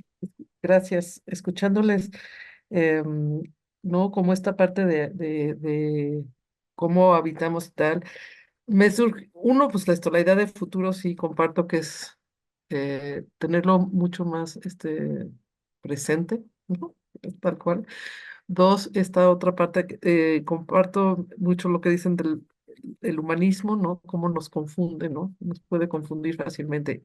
Y hay otras formas que también deberíamos como de cuestionarnos. Me surge ahorita, hay un colectivo que se llama Cooperación Comunitaria y empiezan a cuestionarse, ¿no? Desde cómo habitar, ¿no? Desde la cocina, cómo construimos, cómo usamos ¿no? ¿Por qué tenemos una sala, un comedor y está hecho de adobe y por qué con esto? O sea, empezar a cuestionarnos desde ahí tal vez, ¿no? Decir, no es tan útil eso, ¿no? O sea, ¿por qué nos dicen que así es? ¿No? Entonces también darnos como chance o sea, llevar como esta reflexión más allá, o sea, no un poco lo que decía ahorita Adolfo, no nada más es preguntar a nosotros, no, sino realmente hacernos un cuestionamiento, decir, oye, ¿y es necesario esto? Y en verdad con estos materiales tiene que ser así, son los más duraderos, ¿por qué no construimos con adobe? ¿Por qué no construimos con otras cosas? ¿Por qué no unas casas que permitan estar más al aire libre y no tanto dentro de las casas, ¿no? Desde ahí, ¿no? Desde cómo habitamos nuestro propio territorio,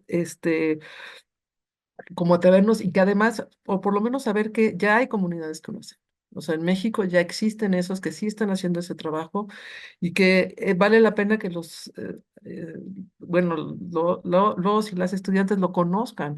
¿No? Es decir, sí hay gente que se lo está cuestionando, de dónde vienen los materiales, de dónde viene el agua, por qué construimos una casa de un techo de 2 metros y no de 4 cuando hace calor, por qué una casa de 60 metros cuando necesitamos un espacio más grande y eso nos ahorraría otro tipo de recursos, por qué baños secos, por qué baños húmedos y no secos, o sea, etcétera, ¿no? O sea, empezarnos realmente a decir todo cómo habitamos, o sea, el habitar, todo lo que implica, ¿no? ¿Qué implica el agua, los espacios, no sé, como realmente hacer una reflexión, pues por lo menos empezar a dejar esas preguntas y no dar por sentado que todo ya es así, ¿no? ¿De qué otra forma sí podría ser?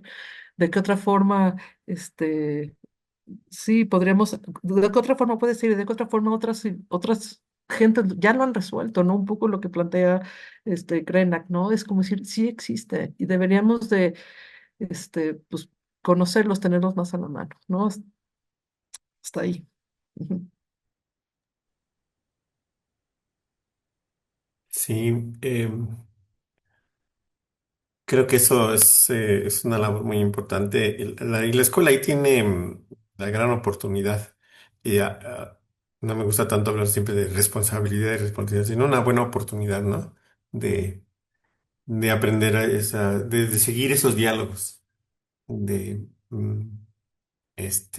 a una pregunta, a una investigación, pues profundizar en el diálogo. Ayer estaba viendo un video de un argentino que hablaba de la lectura. Me gustó mucho lo que dijo porque dice que leer es seguir al mismo tiempo dos ideas. La idea de quien lo escribió, entonces, de que eso es lo más difícil que seguir una idea, ¿no? Y la idea de quien está leyendo, porque uno lee un texto y también se empieza a imaginar cosas. Entonces, pero me gustó mucho esa postura que tiene respecto a la lectura y dice que por eso es tan complejo, pero también a la vez tan enriquecedor, de que cuando uno lee, están en esas dos lógicas, así haciéndose ideas, pero también preguntas. Y yo creo que en la escuela es como un poco como la lectura. Seguir dos lógicas, la del profe, la del estudiante, dos ideas, dos narrativas, pero qué tan importante es aprender a seguir esas preguntas y esas lógicas, a unirlas sobre estos temas que son tan importantes, ¿no? Y pareciera siempre secundario como es el contexto. Es el entorno. Oye, no es el entorno, no es el contexto, sino es lo que está sosteniendo nuestra vida cotidiana, como bien dices, Mariana. Cómo está diseñado nuestro hábitat cotidiano, dónde comemos, dónde dormimos, dónde convivimos tantas horas, o sea, el espacio, ¿no? El espacio como educador, este, y eso lo tienen muy bien los arquitectos de el espacio educa.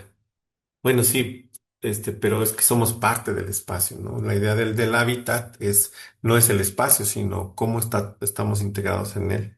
Entonces, como preguntarnos y hacer confluir dos lógicas, tanto del profe como del estudiante, en torno al espacio del que somos parte, creo que pudiera ser algo que la escuela puede ayudar mucho. Si logramos desde pequeñines, ¿no? A hacer esas preguntas de qué somos dentro de este gran espacio y hacer confluir esas lógicas. Creo que daremos un gran paso. Krenak lo decía así, no necesitamos pasarnos tantas horas encerradas en un cuarto llamado salón de clases, escuela.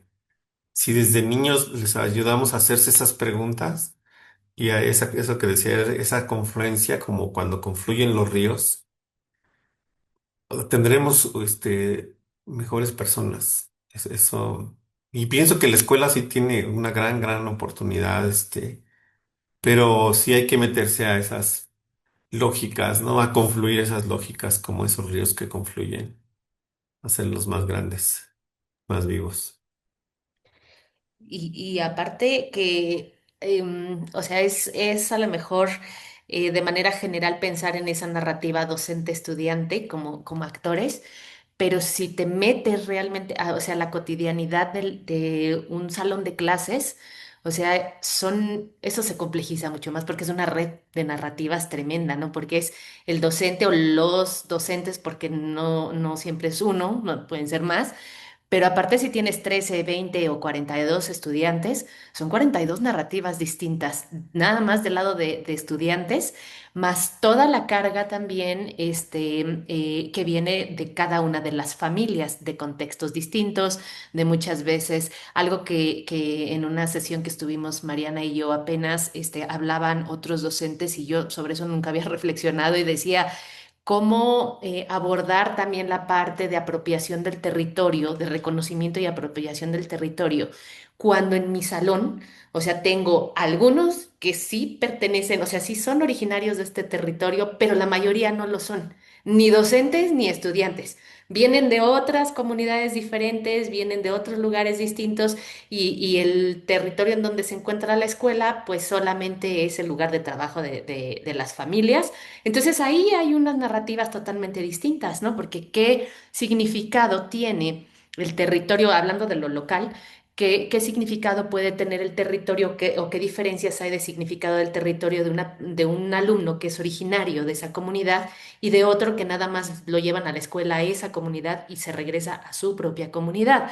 Y ahí me parece que en esta parte, por ejemplo, que plantea la nueva escuela mexicana, que trabajamos en las escuelas también, nos hace falta esa mirada hacia territorio como planeta. O sea, estamos habitando este planeta.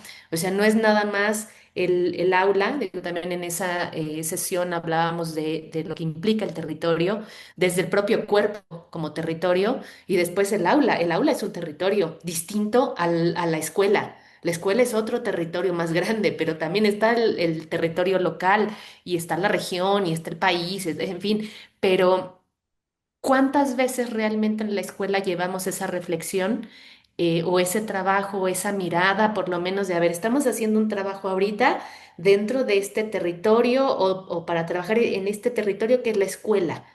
Pero cómo llevarlo a tener una mirada hacia lo global, también hacia comprender que somos pues un planeta lleno de especies, insisto, que estamos cohabitando, que formamos parte de un sistema y ya no tanto, digo, hoy, después de toda esta sesión, me queda como esa inquietud de que ahora ya me siento un poco incómoda de pensar en, siempre el discurso era de la mirada hacia la humanidad y ahorita, o sea, después de esta sesión ya me siento un poco incómoda con eso, esa idea, porque creo que no es humanidad, es el planeta, es la vida, efectivamente, que tendríamos que estar mirando hacia allá, ¿no?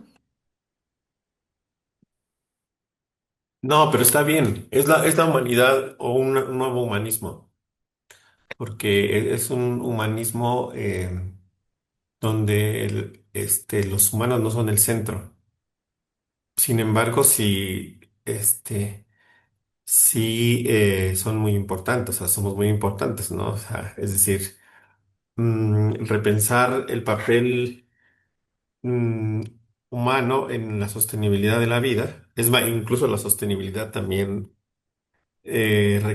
repensarla, porque es necesario analizar qué papel tiene la humanidad, el nuevo humanismo, en la sostenibilidad de la vida, como que eso, ¿no?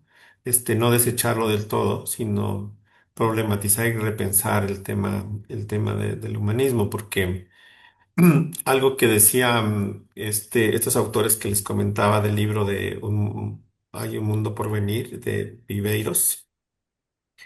Él dice que el mundo por venir es el pueblo por venir, porque quien tiene esa memoria o esa memoria que se transmite y que conocemos es la memoria de los pueblos. Entonces, en ese sentido, humanidad vista como pueblos que sostienen que también sostienen parte de la vida es muy importante. Entonces, mm, creo que sí hay que pensar en un humanismo, pero en un nuevo humanismo que se vea dentro de un ámbito de sostenibilidad de la vida en su conjunto. Ahí está, yo creo, incluso para no desechar ninguna de las cosas, ¿no? Ni de la tecnología, ni nada. La tecnología también incluso se tendría que repensar en este marco, etcétera, sin ser excluyentes. Creo que y eso lo dice muy bien Krenak en el tema de la democracia, que yo no abundé mucho en eso, pero él decía, no se trata de elegir y que alguien entonces nos conduzca, sino buscar la confluencia incluso entre desigualdades. Eso me parece bien, ¿no? La confluencia más productiva, sin negar. Entonces, tiene muchas implicaciones, aunque lo dice de manera sencilla, pero tiene muchas implicaciones para nuestro pensamiento actual. Una cosa que me gustó mucho de él también es el tema de la alusión permanente al asunto de la música.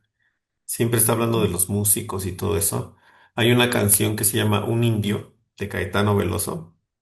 Está súper bonita. Se la recomiendo allí que la busquen. Se llama Un Indio, está traducido al español. Digo, está con subtítulos en español en algunos videos y habla de cómo el futuro devastado de los pueblos indígenas puede reaparecer en forma de una estrella, no sé, está en una cosa muy bonita, pero todo está en relación con la naturaleza. Luego me hizo recordar una canción de Mercedes Sosa que se llama Azul y que habla de la nostalgia que sienten por el azul de los pueblos, ¿no? Ese azul que veía en su infancia. Entonces, como también aprender a escuchar relatos en forma de la música, de la poesía, este, de la arquitectura, ¿no? Que nos hable de otras formas de entender estas relaciones que hemos comentado.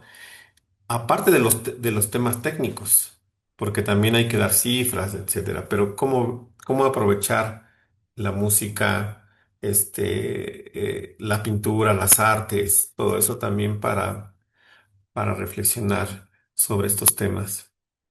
Creo que ese también puede ser un asunto importante. Y otro, es el asunto de pensar qué es lo que está pasando en la actualidad, ¿no? Hay una entrevista que desde hace mucho tiempo, bueno, desde que asumió Claudio Sheinbaum de esta Alicia Bárcena, la secretaria de Medio Ambiente, y ella dice que en México tenemos 1.114 lugares o territorios que tienen graves problemas de contaminación y algunos son hasta infiernos ambientales, ¿no?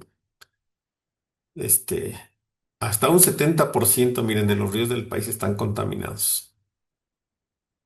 Sin embargo, aunque da esa visión de territorio, a la hora de enfrentar los desafíos como el tema de la bahía de Huira en Sinaloa, que defienden su territorio porque ahí se va a instalar o se está instalando una planta de amoníaco, ahí sí ya el gobierno dice, no, no, o sea, sí, pero está muy difícil, pero va a ser difícil revertirlo porque ya otros políticos lo hicieron. O sea, ya a la mera hora de enfrentarse, no es tan valiente el gobierno federal, ¿no?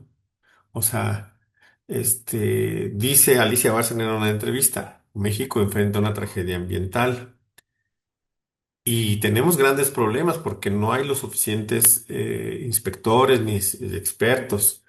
No tenemos el suficiente recurso financiero, pero tenemos que entonces, apuntar a los casos más graves y resolverlos y hacer alianzas entre todos, municipios, comunidades, sociedad civil para cuidarlos.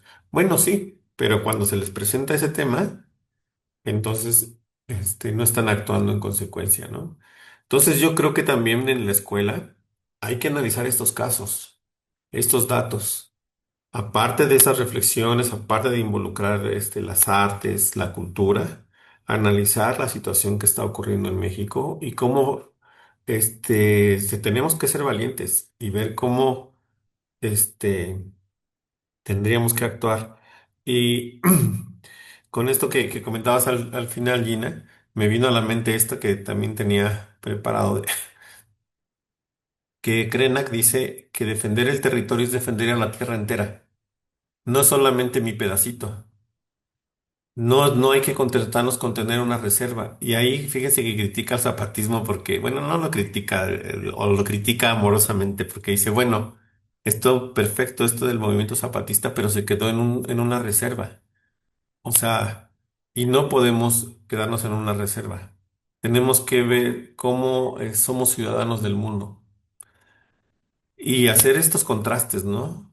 De, bueno, sí, Alemania, territorio que todo mundo ve como maravilloso, Suiza, todo ese norte de Europa.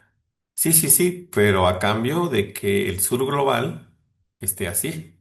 O sea, esté totalmente industrializado en las partes devastadas para que ese norte global quede así, ¿no? Entonces, también retomando esta idea de la ciudadanía global. Y Krenak lo dice muy bien. Cuando defendemos el territorio, no solamente estamos hablando de mi pedacito, sino estamos defendiendo toda la tierra entera porque esa es nuestra madre, este es el de donde fluye todo. Y no es solución contentarnos con ser una reserva, porque eso nos ha orillado. Ah, sí, los indígenas por allá, que cuiden su tierra. No, no, no, estamos hablando de el planeta en su conjunto. Esas ideas también quería compartir. Muchísimas gracias. No sé si Mariana tuvieras, digo, para, como para ir cerrando, si tuvieras un comentario, de cierre también, antes de recuperar como las ideas, principales. Pues, mira, me quedo, ahorita que estabas diciendo, eh, me quedé como ya incómoda, así como te quedaste incómoda con la palabra humanismo, me quedo ya incómoda con la palabra sustentable, ¿no? Ya no me es suficiente, me gusta mucho la idea de buscarle un nombre a este nuevo humanismo, ¿no? Como bien lo planteó Adolfo, ¿no?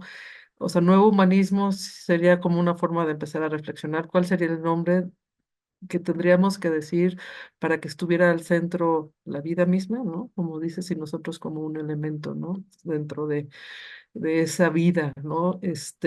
Y sí, sustentable ahorita me suena mucho como ya separé la basura, entonces ya puedo seguir contaminando, ¿no? Entonces, en ese sentido es que me hace incómodo, ¿no? Ya hice la tarea, entonces ya puedo seguirle todo lo demás. Entonces, eso evidentemente no es lo que estamos hablando acá, ¿no? No es lo que queremos llevar. Y por supuesto, otra de las cosas que también creo que me quedó importante, no quería dejar de decirlo nada más, es esta parte que tiene lo que dijiste, ¿no? La carga que tienen las nuevas generaciones, ¿no? De que eres el encargado de solucionar todo lo que te dejamos, ¿no? O sea, también hay una parte, también creo que deberíamos de decir que es cierto también que no todas las generaciones lo quieren entrar, dicen, yo porque no puedo solucionarlo, es demasiado grande. Entonces hay una visión también desesperanzadora, ¿no? Entonces también tenemos esa responsabilidad y también compartirlo, y no nada más los docentes, ¿no? Sino las y los docentes, sino también en todos los lugares poder reflexionar cada vez más, ¿no? Sobre estos temas. Y también pienso que si bien ha habido varios cambios, o sea, como los grandes como revoluciones, ¿no? Que podría decir el feminismo es uno de ellas, ¿no? Que nos unió y que fue un movimiento enorme, ¿no? Y sigue siendo y sigue cobrando nuevas perspectivas y tal, pero ya está mucho más incluido, mucho más cercano. Pienso que la siguiente, yo pienso y deseo que la siguiente venga hacia este sentido de este nuevo humanismo, ¿no? Cuidado a la vida, cuidado al territorio, y además nosotros mismos como cuidándonos a nosotros como esta comunidad, como esta red que estamos, pero entonces nos cuidamos, me cuido, nos cuidamos y cuidamos el entorno, ¿no? O sea, por este gran cariño, este amor que nos tenemos, esta cercanía, este gusto que nos tenemos, ¿no? En la diversidad, en lo cómo confluimos, esta idea de confluir en los ríos, me gusta mucho, ¿no? Cómo nos acercamos para desde ahí, ¿no? Con esta cercanía nos acercamos a todas y todos, incluyendo las plantas y las aves y los sonidos y no los aromas, todos nos acercamos, ¿no? Como eso sería como quizá esta idea de futuro y una ideal, un hacia dónde, ¿no? Con eso me gustaría cerrar. Y muchas gracias por la invitación, estuvo padricísimo. Ah, Muchísimas gracias, Mariana, muchas gracias. Yo, a manera de cierre, antes de que Adolfo ya haga el cierre también formal de la sesión, me gustaría compartirles algunas de las ideas que estuve tomando en esta sesión. No sé si ahí se ven, de lo que conversaron también. Primero, esta idea de la lengua como un vehículo de la memoria de parte de la filosofía Krenak, la memoria ancestral también, como algo vivo. Esta idea de la inutilidad de la vida no es útil porque no tiene por qué serlo, la vida tiene valor por sí misma, la existencia no necesita justificar su utilidad, que es necesario entender nuestro lugar también en este planeta, como una de tantas formas de vida existentes, y que no es posible que una sola de estas formas de vida ocupe el centro siempre, que producir no significa vivir mejor, consumir no equivale a existir. La economía moderna muchas veces está convirtiendo la naturaleza en mercancía y entonces nos lleva a esta idea em, equivocada del mercantilismo. Me encantó también esta parte de los sueños, digo, ya no alcanzamos también a dialogarla, a conversarla, pero esta parte de los sueños que están en las memorias de la tierra y de nuestros ancestros, y eso me recuerda también ahí una conversación que escuchamos, un panel que escuchamos hace poco en CEU, donde un grupo de argentinos están estudiando justamente los sueños como parte de la colectividad, cosa que me pareció súper interesante. Otra idea, que el futuro no necesariamente es pensar en algo nuevo, no necesitamos inventar desde cero nuestra relación con la Tierra, lo que necesitamos es recuperar una manera de habitar el mundo basado en la memoria, en la reciprocidad y el cuidado de la vida, que esto tiene mucha relación con esta sesión anterior del Equil Kuxlejal que nos platicaba el maestro Antonio Paoli también de la reciprocidad. Reaprender formas, reaprender más bien de formas o a partir de formas, más bien, aquí ya me equivoqué, disculpen ustedes, reaprender formas de relacionarnos con la vida, que ya existen en los pueblos originarios, que ya existen o ya existían y que de alguna manera hemos ignorado, a veces por decisión, a veces por omisión, a veces también por esta fuerza tan grande que existe de una información pues totalmente dominada por un modelo económico que no nos permite ver y conocer estas otras formas de relacionarlos con la vida, pero que están más cerca de lo que a veces pensamos. La idea del pasado como una fuente de imaginación para construir el futuro, la responsabilidad, aquí recuperé también esto que mencionaba Adolfo y que coincido plenamente, es responsabilidad u oportunidad. Yo también creo que es una gran oportunidad docente de plantear preguntas, de transmitir estas preocupaciones. Decía Mariana, que también me parece una idea muy, muy poderosa, que sea de manera genuina. Estas preocupaciones genuinas, porque tiene que nacer del docente para poder compartir, para poder contagiar. Hay una parte de indiferencia, de lejanía, cuando hablamos de comunidad o territorio, esto también me pareció muy importante. Ahí nos toca ayudar a colaborar en la generación de conciencia y recuperar el vínculo con la naturaleza. Apropiarnos, esta idea de apropiarnos del territorio para poder cuidarlo, narrarlo, sentirlo. Necesitamos también problematizar el pasado en nuestro momento histórico. La vida está por encima de la sostenibilidad de la humanidad y una última idea que anoté aquí es necesitamos repensar el valor de la humanidad, de este nuevo humanismo, en la sostenibilidad de la vida. Y a partir de ahí, pues surgen muchas preguntas, muchísimas preguntas, pero bueno, recupero algunas nada más para que se queden aquí y poderlas pensar y poderlas conversar quizás en otros espacios con otros colegas, con los propios estudiantes también. Podemos enseñar a cuidar a aquello que no conocemos ni reconocemos como parte de nosotros. Nuestras prácticas ambientales cuestionan las causas de la crisis ecológica o solo intentan mitigar las consecuencias. Aquí también es esta idea que también no alcanzamos a conversar, pero cómo pasar de esta idea de educación ambiental, de enseñar hábitos ambientales, de enseñar a cuidar recursos, a generar una verdadera conciencia ecológica y enseñar a cuidar la vida y a preservarla. ¿Qué cambiaría en nuestras escuelas si dejáramos de pensar que la naturaleza es el escenario donde ocurre la vida humana y comenzáramos a entender que somos una expresión más de la vida del planeta? ¿Qué futuro o qué futuros estamos construyendo desde nuestras prácticas cotidianas? Esto también lo decía Mariana.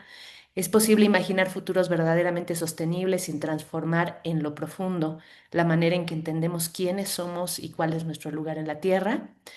¿Qué recuperamos de la filosofía de los Krenak para afrontar los desafíos de nuestro momento actual y la tarea de educar para el futuro? ¿Y cómo puede la educación desaprender la lógica del crecimiento ilimitado para abordar el cuidado del territorio, la ecología, los derechos humanos y el cuidado mutuo? Y me quedaría con una última, con esta reflexión de Mariana, decir cómo podemos entonces contribuir también desde las escuelas a crear este nuevo humanismo y a nombrarlo también para que se vuelva una fuerza mucho más grande. Em, no sé si hay una idea más.